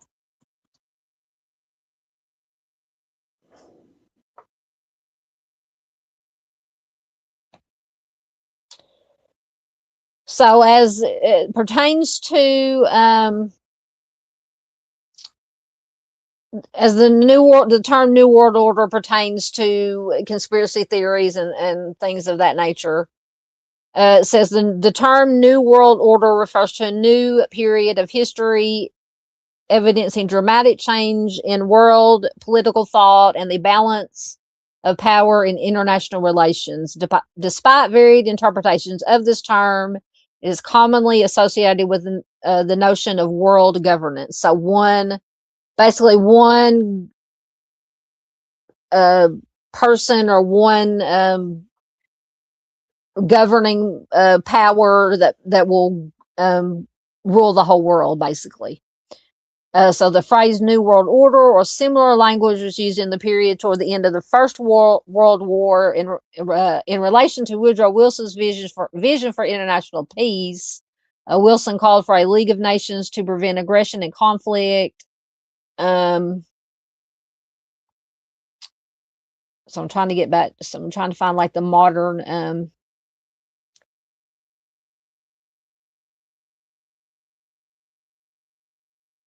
Man, there's a lot of. Hold on, trying to find what I'm looking for here.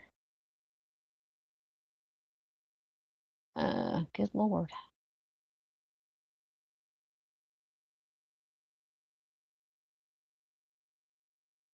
So yeah, basically it's just the idea of one power ruling the whole, governing the whole world. Um, Maybe if I put in the New World Order conspiracy.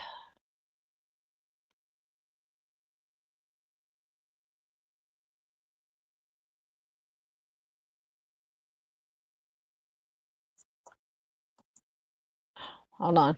Hold on.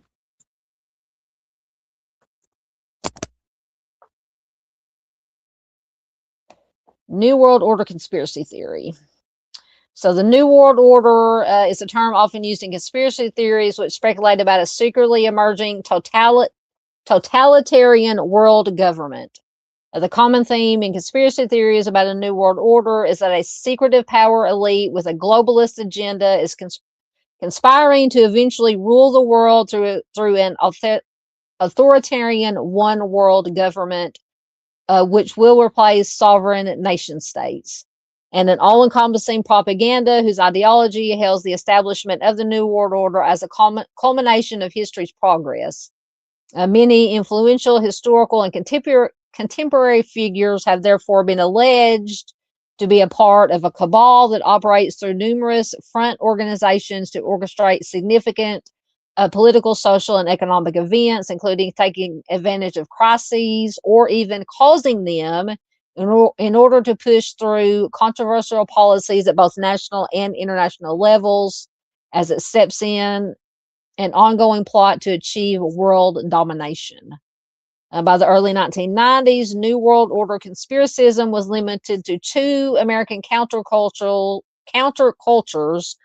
primarily the militantly anti-government right, and secondarily the part of the fundamentalist Christianity concerned with the eschatological end-time emergence of the Antichrist.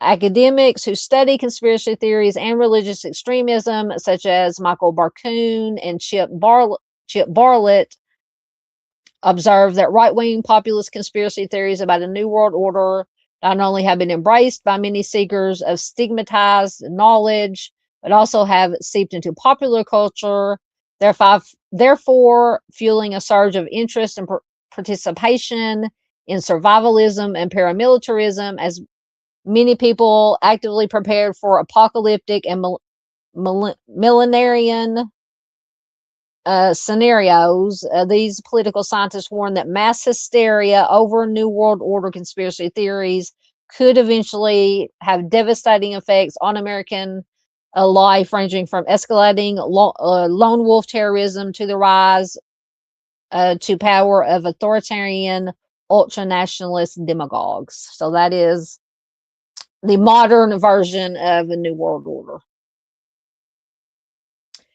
And unfortunately, in my opinion, some things that are happening today kind of lead me to that, some people are going in that direction. Because I'm sure there have been what they call preppers and not the extremists, but like extreme preppers around forever. But just within the last few years, I've seen more and more videos on YouTube and stuff, and about extreme prepping and getting ready for the apocalypse and the end of the world and things of that nature. JP says they are expected. Heather says they're all evil. Exactly. It all goes back to good and evil, whether or not you're a person of faith or not. It all goes back to good versus evil. JP says you're going to have your dark side and you're going to have your light side, and that will always exist. And it's whatever side you choose. If you choose the dark side or if you choose the light side, what's going to happen is going to happen. I didn't mean to get heavy on y'all, but JP's still bitching about his phone. Oh yeah, there are a shite ton of biblical conspiracies. You are correct. Yeah, I agree. Well, JP says I don't think anything biblical is a conspiracy. Honestly, the only thing that I trust anymore is the Bible. And the good Lord. Surely don't trust the GOV. Yeah, JP says our country just has been brainwashed to believe that biblical things are conspiracy. Is their excuse to not have to deal with it. Well said. Yep. Heather says it's been in the works for so long. I'm surprised we aren't already there. In my opinion, we are getting there. I think, just my opinion, we're in the beginning of the end times. Yep. JP says we're at the threshold times. I do too. Did that? Mustang says I still want to see pics of the dark side of the moon. Did they? I'm sure when the Artemis went around the moon. Of course, they went to the dark side of the moon. Although there really is no dark side of the moon, it's just the shadow. But I know they took pictures. Have they posted any of the pictures? Um, I would like to see that too. Yeah, JP says what once was good will be bad, and what was once bad will become good. That's exactly what's happening. Exactly what's happening, in my opinion. Yeah, JP says people will become cold hearted, only thinking about themselves. People will turn on each other. Other people will become enemies that were once best friends. We are on the threshold. Yep. Yep. That is true.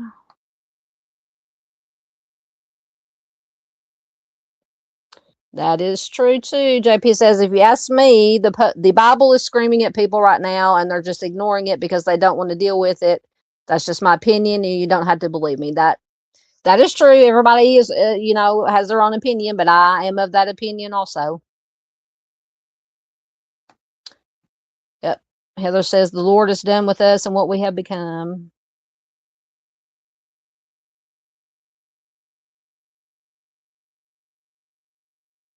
Yep. I'm the same way, JP. Oh man, it's been so long. Miss Paul says, what do you think of the Da Vinci Codes theories? Oh, we would have to do a whole live stream on that. We might have to do that one time. When next time we do mysteries and conspiracies, try to decode the Da Vinci Code. Oh goodness, I do like the book. I read all the Dan Brown books, the Da Vinci Code, and the other ones. I watched all the movies. But it's been so long since I've watched them. I had to do another deep dive to refamiliarize myself with it. Yep, I agree, JP. Absolutely. That is true. JP says, and that's what really gets me is that nobody is really better than anybody else. We're all just as evil in nature as each other, and that's the silly part. Yeah, every human has the capacity, has good and evil in them, and you just have to choose if you're going to go the evil direction or the good direction. Um. Oh yeah, not Nostradamus's predictions. That's yeah, that is. So y'all giving me some good ideas for some more conspiracy, mystery conspiracy night live streams. Yeah, Nostradamus's predictions. Crazy.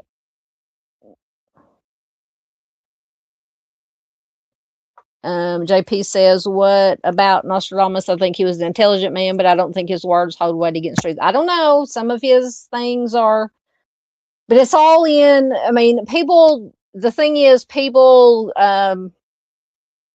interpret not just Nostradamus, but anybody, that people interpret things in different ways. But I mean, things that I've read as far as his predictions, and and I'm not by no means expert. I just kind of listen to what the experts, their interpretations, different interpretations of Nostradamus. It makes sense. It makes sense. So Heather says she is not. She doesn't know about the Da Vinci Code. Let me see. He'll probably bring up the movie. Let me see.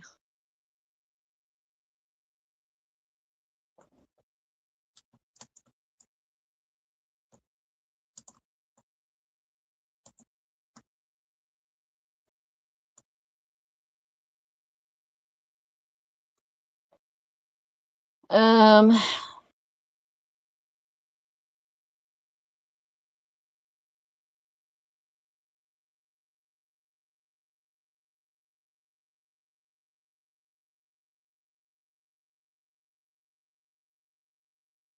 Oh yeah, the Da Vinci Code. The theory behind that is that Jesus got married and had a child. So this article is from bbc.co.uk. I don't know how long it is. Oh,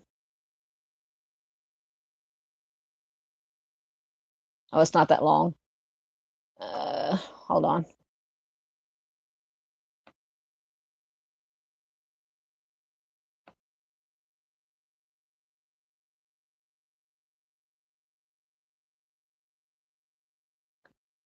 Taking a minute to pop up. There we go.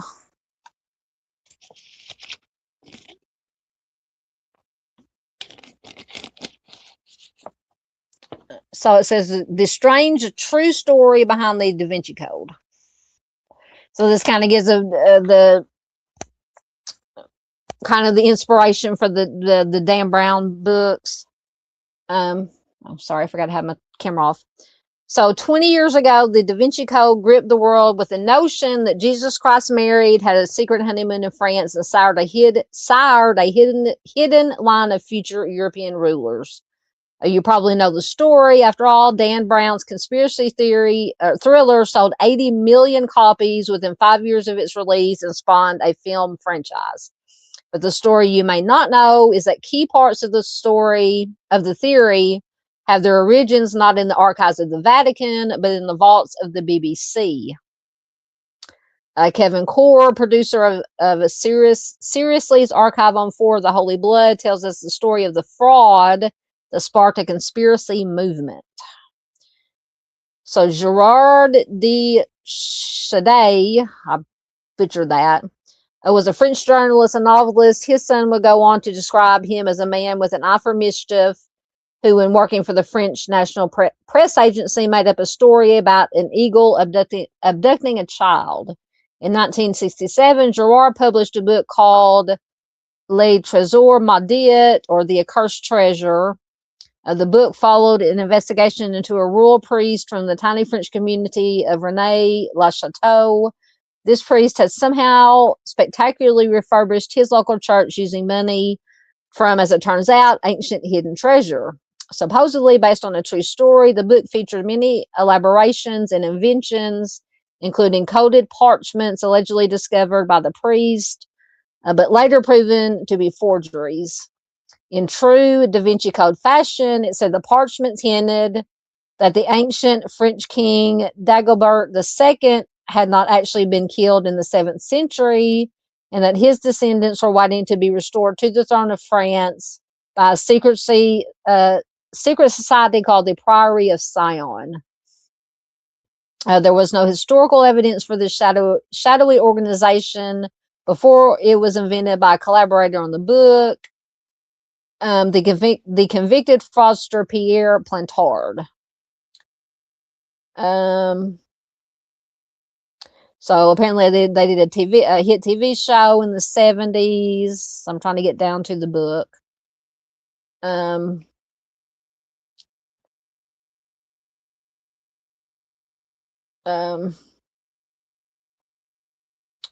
So inspired by the success of the TV series, Lincoln, Bajan, and Lee wrote up their research in a book called The Holy Blood and the Holy Grail.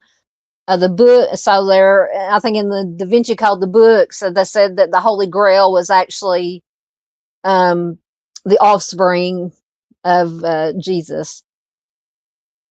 So the book was a dense retelling of the village mystery, but it went a step further. It popularized the theory that Jesus married Mary Magdalene and did not, in fact, die on the cross.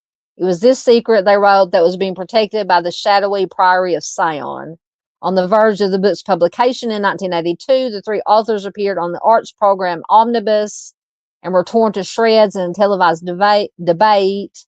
A young historian, Marina Warner, savaged the book's lack of evidence.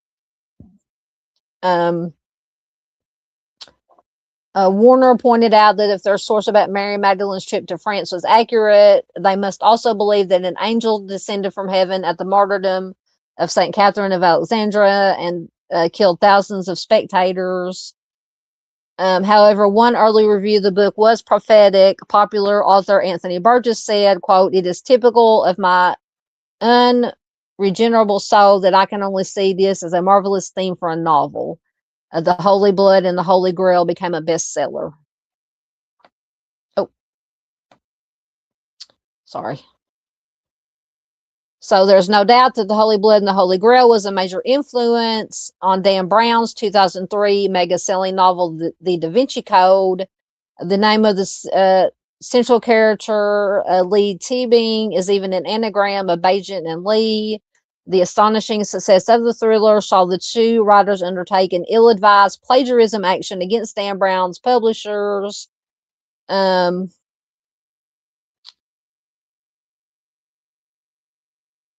For observers in the know, the case was unwinnable. Either the story was their property, or it was history and was therefore in the public domain.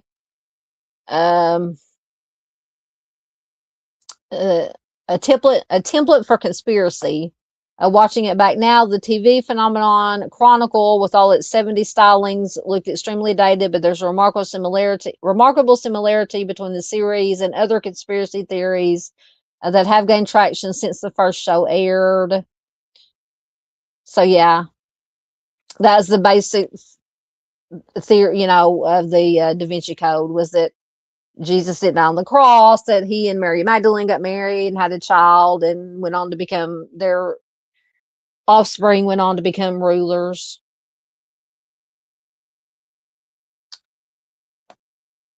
I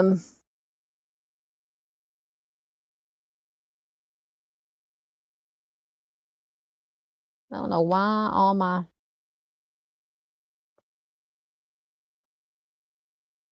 yeah.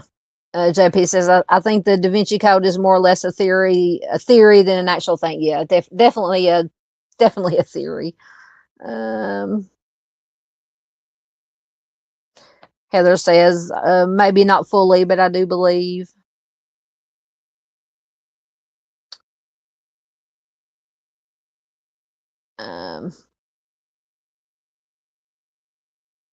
That is true. JP says everybody is different. Each relationship with God is different. It's a different level, a different type of relationship. Yep.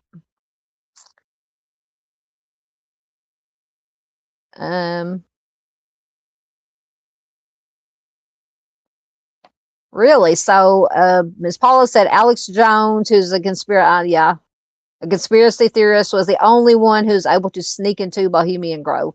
I'm telling you, there's some weird. I don't care what they say. It could be they're just doing their little plays, but when they have that big owl shrine, and they're dressed up in the robes, and they do their quote unquote play about exorcising the demons and getting rid of the spirits, or maybe summoning the spirits and the evil things. I don't know. I just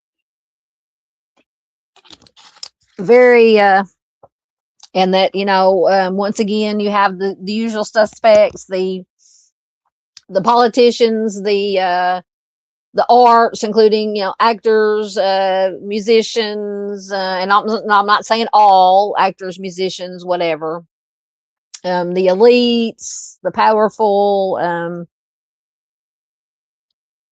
especially since the files,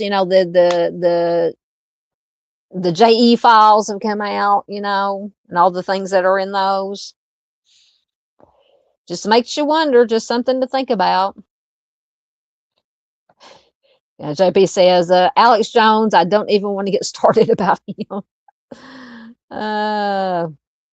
It's been a long time since I watched anything about that he's done. JP says, I don't think Alex Jones is very credible at all anymore, especially after his little court hearings. Yeah, I haven't kept up with him in so long.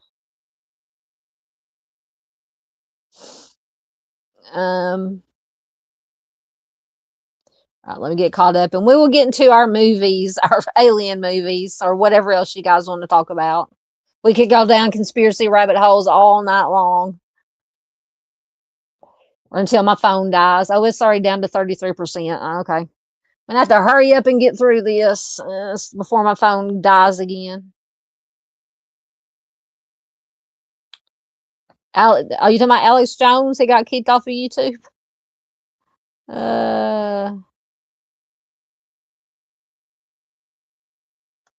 Mustang says, does anyone else see the counter thing showing one person in chat? Mine on YouTube or on StreamYard says 6 right now in chat.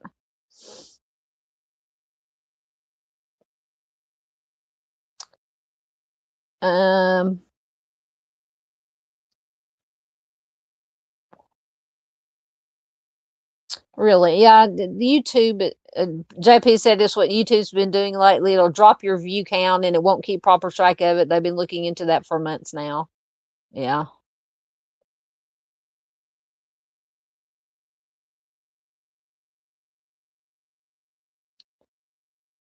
What do you find creepy? JP says, I find it a little creepy, but also find it expected. I guess I'm not surprised by it.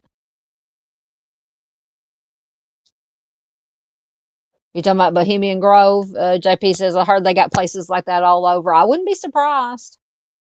Wouldn't be surprised.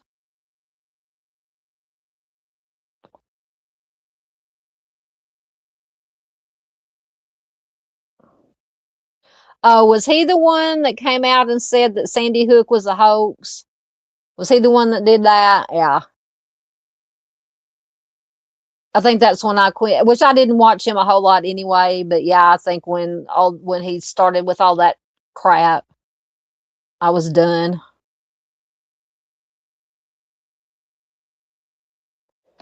Yeah, JP says he was talking a lot of crap on live TV about Sandy Hook. You're going to court. Yeah.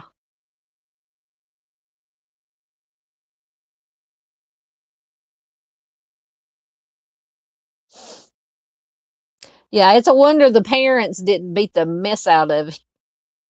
I would have paid to watch that.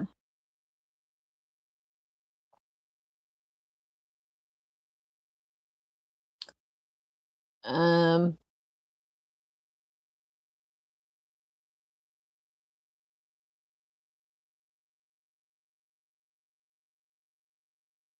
I've seen a little bit about that, but I don't know what all is going on with that. I try to stay away from all that drama. Any of that drama. I never watched him that much.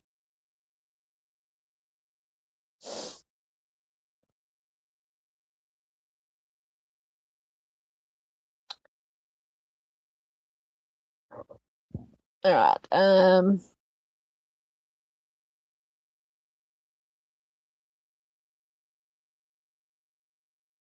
I'm right there with you. JP says I don't trust anybody in the GOV. I think they're all crooked. I agree. I agree. And that's on all sides. Don't matter if it's left, right, middle, whatever. I don't trust any of them.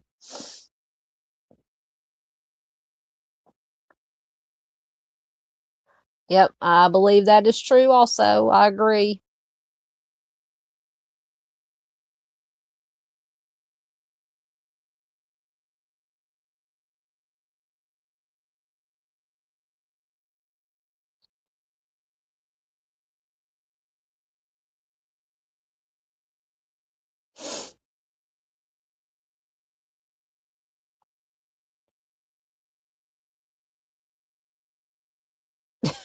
Heather said her cat is snoring.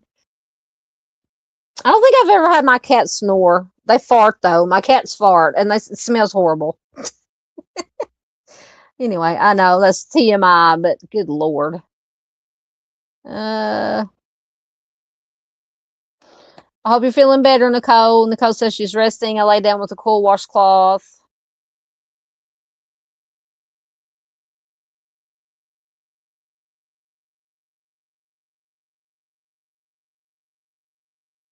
Wait, did Dino? There's Dino.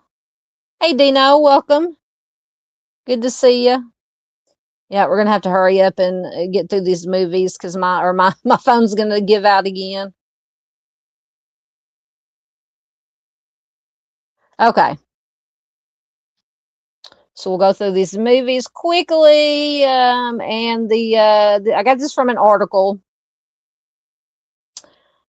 It is. I did put the link to it in the description box. But just since we've been talking about UFOs and aliens, it got me. Well, I'm always in the mood to watch any kind of movies about UFOs and aliens, but found this article that listed what they call 8 of the best alien movies for fans of classic sci-fi. So the first one they have is Close Encounters of the Third Kind, and I think I have seen every movie on this list probably multiple times. So the introduction: few genres are as beloved by moviegoers as science fiction, and the best and the best sci-fi movies often feature our favorite antagonist, aliens. But what makes a classic alien movie? For some, it might be the suspenseful atmosphere created by well-crafted, realistic special effects. For others, just the sight of an eerie and mysterious alien makes for a frightening experience. For others still, the sight of aliens making friendly contact with humans fulfills their wish for universal collaboration amongst the stars. What makes a classic alien movie great to one person may not be what it makes it great to another, but there are certain classic films that have elements of awesomeness that nearly all fans of sci-fi can agree on.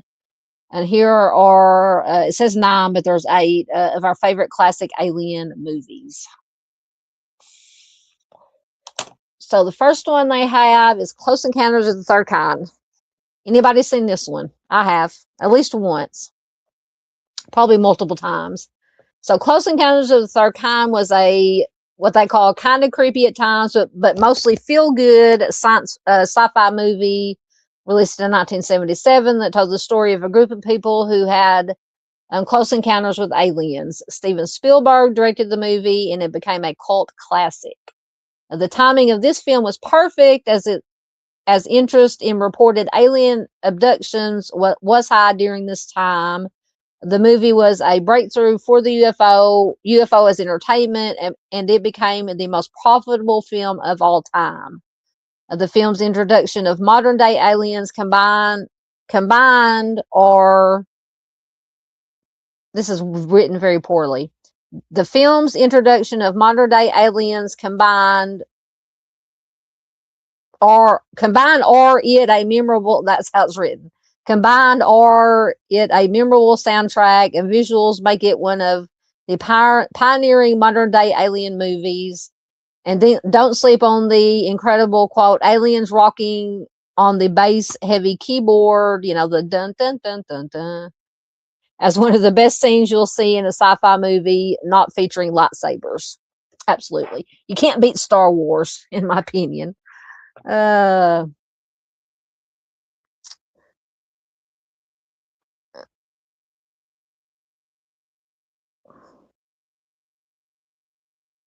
Just checking. Oh, y'all talking about doggies?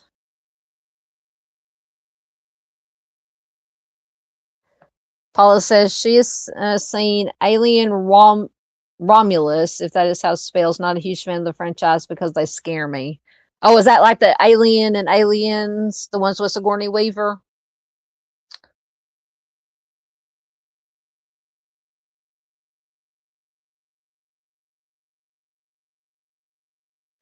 All right. Next we have E.T. Who does not love E.T.? So E.T. came out in 1982. Since the release of Steven Spielberg's E.T. the Extraterrestrial in 1982, alien movies have been a staple in American cinema. The film, which tells the story of a young boy who befriends an alien botanist stranded on Earth, was a massive success and inspired a generation of fifth graders to bring brews to in class. I don't know who wrote this, but it's horrible.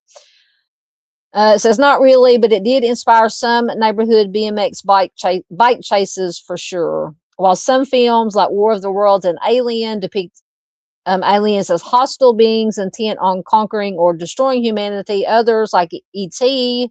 Portray them as friendly, curious travelers who just want to take some cool plants back home with them.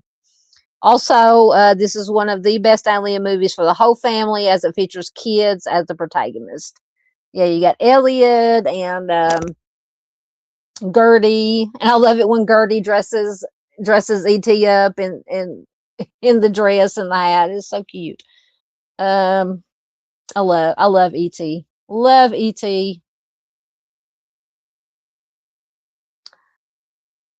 Um, so next we have Alien. Now I don't know if that Alien Romulus, if that's the same Alien series, but I've watched Alien and Aliens. I watched all of them, but probably after the first two I love. Probably after about the third or fourth one, it gets kind of iffy for me. But the first one, Alien, came out in 1979. Ridley Scott's 1979 masterpiece introduced us to the concept of the alien horror movie. One of my favorite films of any genre, Alien has become one of the most influential, iconic films of all time, and is certainly acknowledged as one of the best, if not the best, alien movies of all time. Sigourney Weaver's Ellen Ripley is one of the most badass female protagonists in cinema. I agree with that. And the film's suspenseful scenes are still nightmare fuel for many fans. Speaking of nightmares, for fans who like to get all meta philosophical, like Carl Jung, Alien features archetypal themes that go wicked deep. So keep your eyes open for the visual symbology related to birth and rebirth on the most primal levels. Alien also featured one of the downright scariest VHS covers I've ever seen. I can't remember the VHS cover. I know we had the VHS tape. And if you ever get a chance to dive into the supporting artwork of H.R. Geiger, yeah, Geiger does some crazy stuff. Dive right down that rabbit hole. And so the next one is the sequel, which was Aliens. It came out in 1986. So Aliens, which is directed by James Cameron, is a sequel to Alien. Imagine trying to live up to one of the top 5 sci-fi movies ever made. Somehow it was done in an achievement that has given James Cameron carte blanche to do whatever the hell he wants for the rest of time. In Aliens, Ripley, the somehow still underrated to this day Sigourney Weaver, visits planet LV-426 to find out what happened to a group of terraforming colonists who have lost communication with Earth. After being sent to investigate by a questionable corporate entity represented on screen with a smarmy yet poignant performance by Paul Reiser, Ripley and a team of Marines find themselves fighting against not one, but a full enclave of killer aliens, including the big baddie herself, the Queen of the Hive. But this Ripley, being Ripley, and her squad is locked and loaded with some of the most advanced weaponry going, resulting in a shoot 'em up in space that still blows minds to this day. This combined with the chest-ripping suspense that the franchise became known for, that's one of the chest-burster scenes, is one of the best scenes ever, makes this film a true classic. Cameron left nothing on the table here in terms of pacing and raw action, and Aliens manages the difficult task of living up to the standards set by the first movie without stepping on its toes. With Ripley's rescue of a young girl, Newt was her name, I believe, and the Queen's quest to protect her own hive, this movie dances into the thematic realm of motherhood and the primal instinct to protect one's brood. If you care to revisit Jungian archetypes mentioned earlier. But psychology aside, the nonstop action puts this in my pantheon for the best alien movies with no arguments to be had. And yeah, this franchise is one of my favorites as far as alien UFO movies goes. Y'all talking about being weird? JP says, being weird is the only way to be. I agree. Yep, that's a good. Nicole says, what's normal anyway? Yep, normal is relative. I want one of those. Dino says, my best friend, we bought a shirt that said, kiss normal goodbye. I like that. Thank you, JP, for being here. He says it's good to see you guys. I'm going to go have some dinner. I'll talk to you later. Have a good night. You too, JP. Thank you for dropping in. Yeah, we're almost done here because I've got to get up and go back to work at some point tomorrow. All right. So next we have Predator. Both of my brothers are big fans of Predator, especially Daniel, especially baby brother. So Predator, the first one came out in 1987. God, it just seems like yesterday that these movies came out. So in 1987, director John McTiernan brought us Predator, a movie about an extraterrestrial who canvasses the stars as the ultimate galactic hunter doing a pit stop on Earth. The Predator is a fearsome creature armed with advanced weapons and technology to go with his love of hunting creatures around the galaxy. Armed with advanced gadgetry, he is able to cloak himself from view, a la the Invisible Man, and can survive and thrive in almost any environment. Here on Earth, to ply his trade, the Predator lands in the jungle and sets his sights on some folks who will give him at least a sporting challenge, a capable group of Special Forces soldiers, including Arnold Schwarzenegger. These guys are in the middle of completing a Black Ops mission, but they are forced to shift their focus from human adversaries to the alien threat of the Predator. These grunts are no joke, and they use the entirety of their tracking and battle skills to survive the onslaught of the Predator, who ends up a little over his head in the end when Dutch thwarts his tech with some old school down and dirty techniques. The cast of Predator is excellent, led by Arnold Schwarzenegger as the muscle-bound hero, Major Dutch Schaefer. Other notable actors include Carl Weathers, Jesse Ventura, and Bill Duke. What has Carl Weathers been up to lately? I love Carl Weathers. I haven't seen him in anything lately. It goes on to say the fun here hinges on the fact that we don't understand the true nature of the threat that the soldiers are dealing with until well into the film. We learn about the Predator as they do, building suspense. The exposition is limited, but the action is intense and brutal, culminating in a spectacular showdown between the Predator and Dutch. Predator is one of the most iconic action movies of all time, and despite getting on in age, is still thoroughly enjoyed by sci-fi action fans today. The slow building tension and relentless presence of the Predator make this movie an edge-of-your-seat ride that has been an inspiration for all manner of the best alien movies to come. And they also did Alien versus Predator. I have watched that. I think I've only watched that one once. It was good. Let me see. Oh, no one knew that. Heather says, I thought I'd seen every movie ever made from those years. This is the second one I haven't ever seen. You haven't seen Predator? What other one have you not seen? You said it was the second one. Hey, UCC, an indicted co-conspirator, says, I fell asleep in my chair like an old lady. At least the chicken has thawed out. She'll lurk and cook. Oh, I do that too. I'm surprised that I haven't fallen asleep during the live stream yet. Give me time. It may happen. It's good to have you here. Thank you. Thank you for dropping in. Oh, Mustang says she saw Predator at drive-in. Oh, man, I miss drive-ins.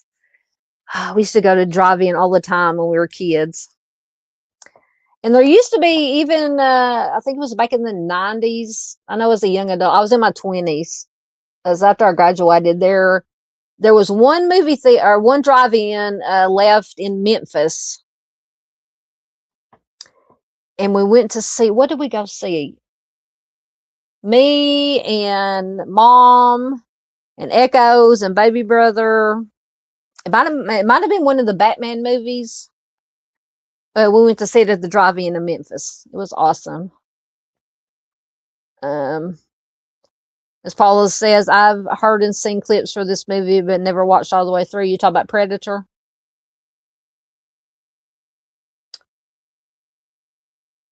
Oh, that sounds good. UCC says they're thinking chicken tacos. That sounds good.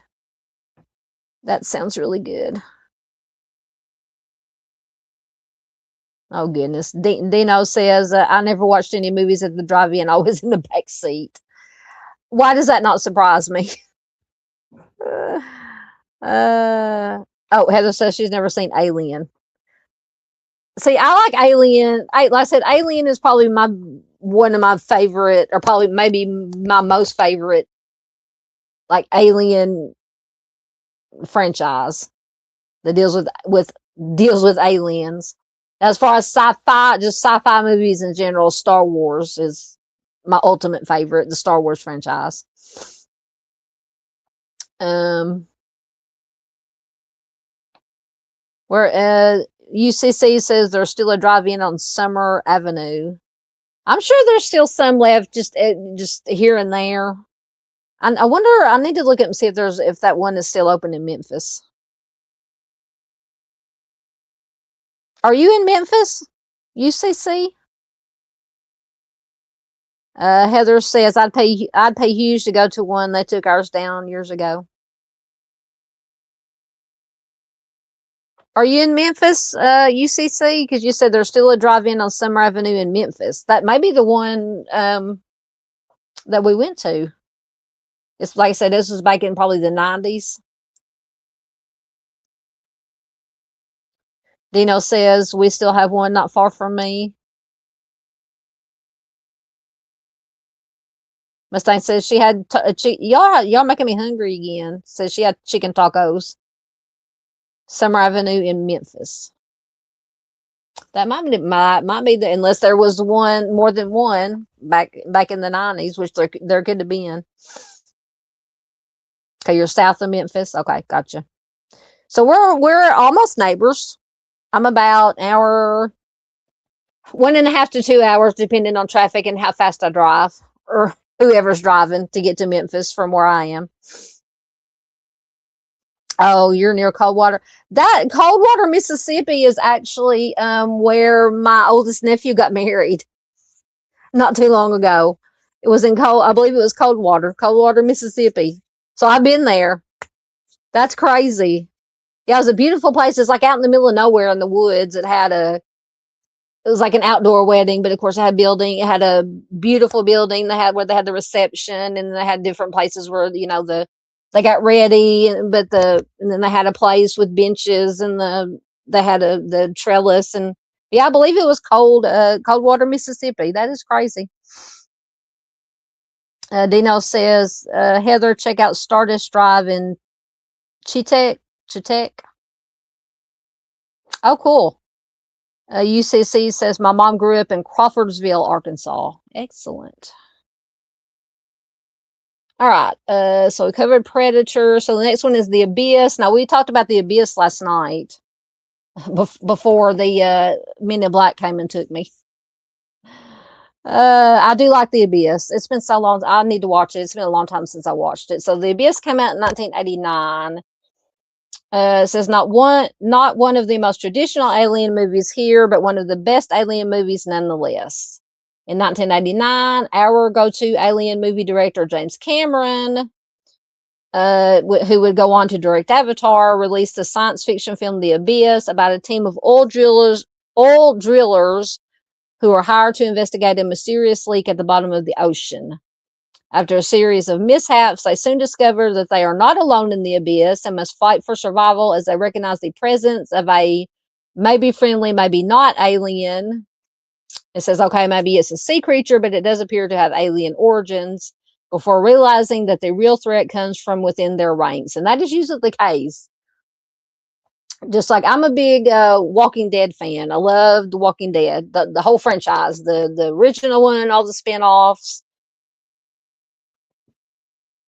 And if the world ends, if a zombie apocalypse is the way that the world ends, I'm not afraid of the zombies, or with any kind of apocalypse. I'm not afraid of the actual apocalypse. I'm afraid of the humans that have nefarious intentions, if that makes any sense. I'm afraid of the humans. So it says The Abyss is a gripping thriller with stunning visuals and remains one of Cameron's most successful films in terms of audience reception, perhaps due to the fact that you can watch it with the entire family.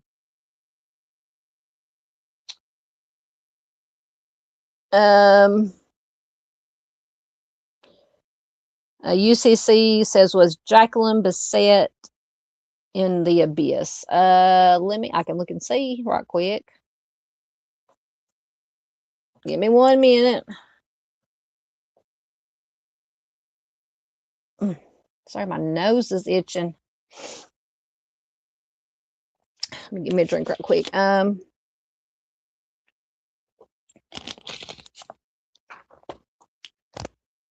me find the cast.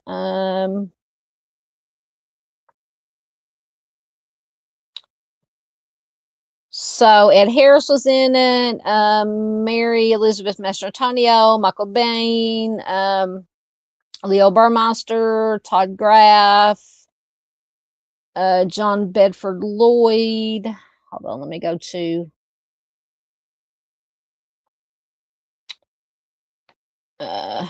cast. Ed Harris, Mary Elizabeth Mastrantonio, Michael Bain, Leo Burmeister, Todd Graff, John Bedford Lloyd, Kimberly Scott, Chris Elliott was in it.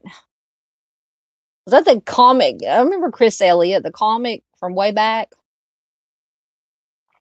Doesn't say anything about Jacqueline Bisset.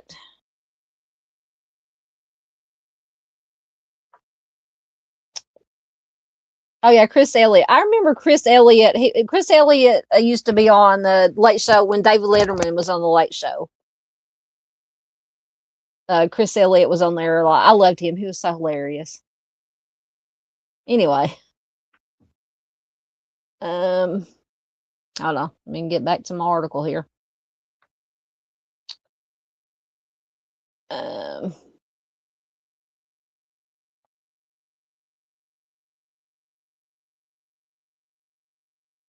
Get down to where I was at. Here we go.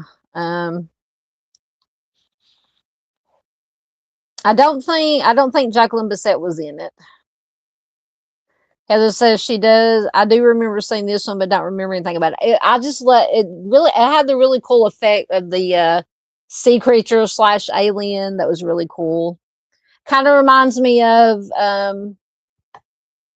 what is that movie that came out, The Shape of Water or something, where it had the water something. Is what it kind of reminds me of.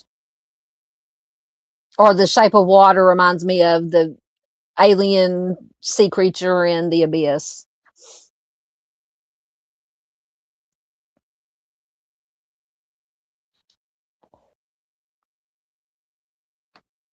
Yeah. UCC said everyone should have a tinfoil crown. Oh yeah, I forgot to put up our you got to have our tinfoil hats for tonight. Where's my tinfoil? Where are my pictures? There it is. There's our tinfoil hats. Oh goodness. Yes, I agree. Everybody needs a tinfoil hat or a crown, tinfoil crown. You talking about The Abyss? Miss Paula says she loved that movie. Oh, The Shape of Water. I was hoping to have the right movie. I haven't watched it. I think I have it on my to watch list, but I have not actually watched it yet. All right, so next we have Independence Day. I love Independence Day. You gotta love Bill Pullman. Jeff Goldblum was in it. Mary McDonnell was in it. I loved her in the one with Kevin Costner that just flew out of my head. Dances with Wolves. Anyway, so Independence Day came out in 1996. Independence Day is an American science fiction disaster film directed by Roland Emmerich. The film stars fan favorites Will Smith, Bill Pullman, Jeff Goldblum, and Mary McDonnell. It tells the story of a group of people who survive an alien invasion and then bring the fight back against the aliens. The film hasn't aged all that well. It has been a long time since I watched it, but it had many of the elements that we've come to expect from our biggest hits. Also, it has Jeff Goldblum doing his thing. Yeah, I mean, you can't go wrong with Jeff Goldblum or Bill Pullman, in my opinion. It says setting the template for blockbusters to come. The film was a major success, grossing over $817 million worldwide. It received mixed reviews from critics, but was generally praised for its special effects and action sequences.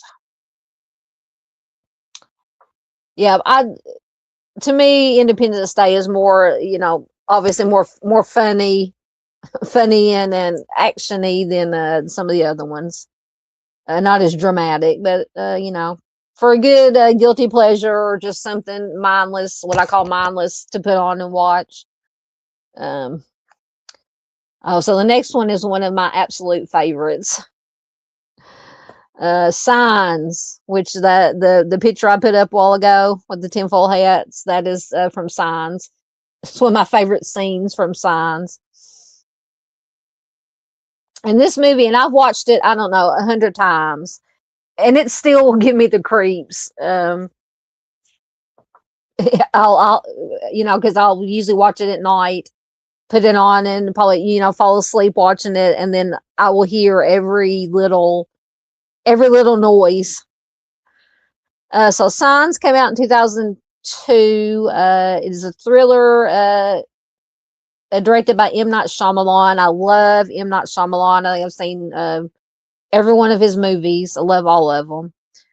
It stars Mel Gibson as a former priest turned farmer trying to learn the meaning of mysterious crop circles and other strange phenomena appearing in his town. As the signs turn to a full-on alien invasion, Gibson protects his family and survives with a little luck and gumption, restoring his faith in a higher power.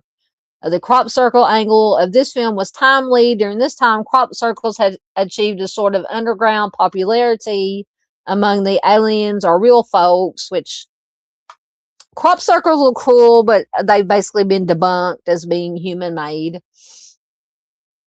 It says Signs received generally positive reviews from critics, with many praising its atmosphere and suspense.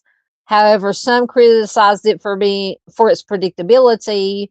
The film was a box office success, grossing $228 million against a budget of $72 million. So yeah, it made some bank. It made some bank. Oh, so I think that was our last one. We've already been through the 8. That didn't take too long. All right. Let me get into your comments and then we'll get out of here. Oh, we're not too bad. We're 2.5 hours, but my battery is only.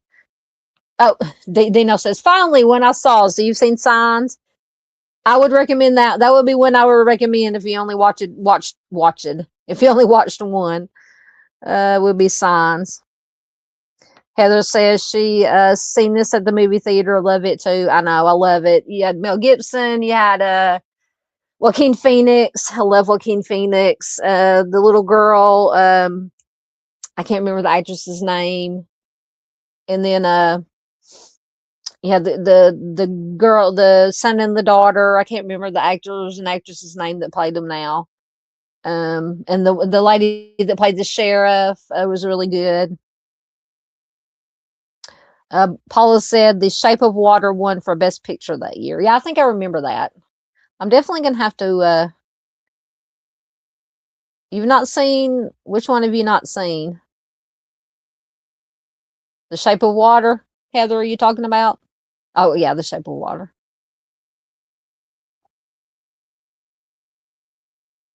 Paula says, I've never seen this movie all the way through. The parody that the Wayans, I love the Wayans brothers. I've loved the Wayans brothers and all the Jim Carrey and all since In Living Color, that show that was on back in the 90s. Oh God, I love that show. Yes, I love that song. Now Mustang is singing signs everywhere, sign.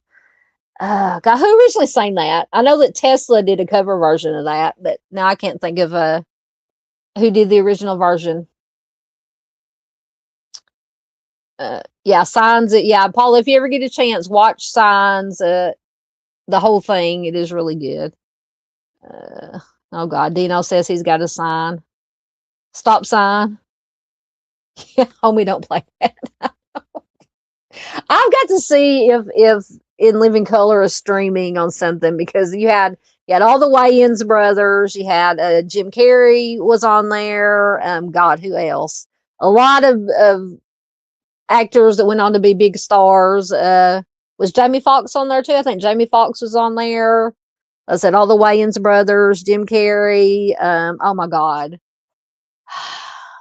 so hilarious. Of course, I don't know, because it was on what, back in the early '90s.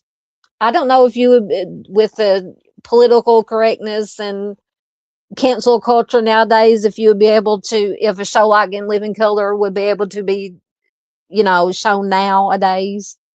Oh, but God, it was hilarious. So funny. That's it. The 5-man electrical band. Thank you, Mustang. Yeah, because I think on Tesla, the Tesla version, it's a live version. They did like I think a live CD. It was called the five man acoustical jam, and Signs was one of the ones that they did live on that CD. I think it was like a short form CD. What they call it? Not an extended play. Anyway, my mind's shutting down. It's late. Uh, anyway. All right. So if anybody has any last thoughts, comments, anything else you want to talk about really quickly before my phone completely dies? If not, we will get out of here. Monday, we'll be back, of course, with the Missing Person Monday. And Monday, we're going to be doing missing cases from Baltimore, Maryland. I think I have 5 or 6 cases. And I've surprisingly already got all the cases picked out. I got my slideshow made. I got all my articles looked up. But unfortunately, I wasn't able to find a lot of additional information on most of the cases. But it's, aside from the Charlie Project information. But as we always say, that is better than nothing. Thank you, Dino. I appreciate it. Yeah, I'm gonna try to. I got to stay awake for Dave. Dave will be coming on here in about an hour or so, hour and a half. Thank you, Miss Heather. Says thanks. Always a fun live. Yeah, every once in a while we got to do some fun stuff to chill out and decompress. But like I said, Monday we'll be back to business, and I'll try to get some. Thank you, Miss Paula. I'll try to get some pre-recorded videos to upload for this coming week. I was gonna do one and upload it for today, and I just didn't get it done. Like I said, I wasn't feeling good, and yeah, go Dave. Yeah, yeah. As far as I know, Dave is going on. He usually posts if he's not going to be on, but there's very few times that Dave has not done his live. I must think to stop in the name of love. See, now you can have that song going through my head. Yeah, but now you are singing before you break my heart.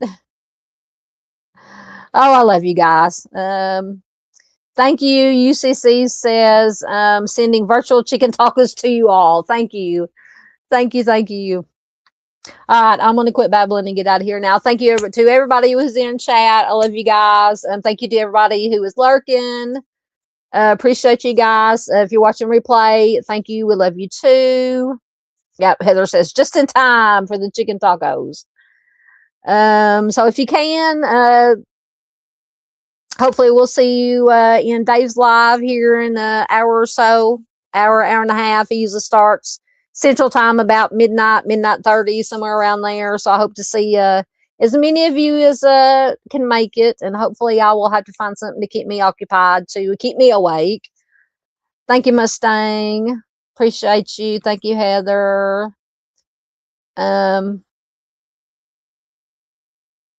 Everything's jumping. Thank you, Dino, for being here. Appreciate you guys. Yes, everyone, absolutely be safe. Be safe, be kind, be a good human. We are all we have, so we got to take care of each other. And let me see, I think tonight, since we weren't doing a serious, I haven't done my, let me find it. I'll leave you with the fur babies tonight. So I will see you guys. Hopefully, see some of you guys in Dave's live. If not, have a good weekend, and hopefully I will see you Monday night for my live. Night, guys.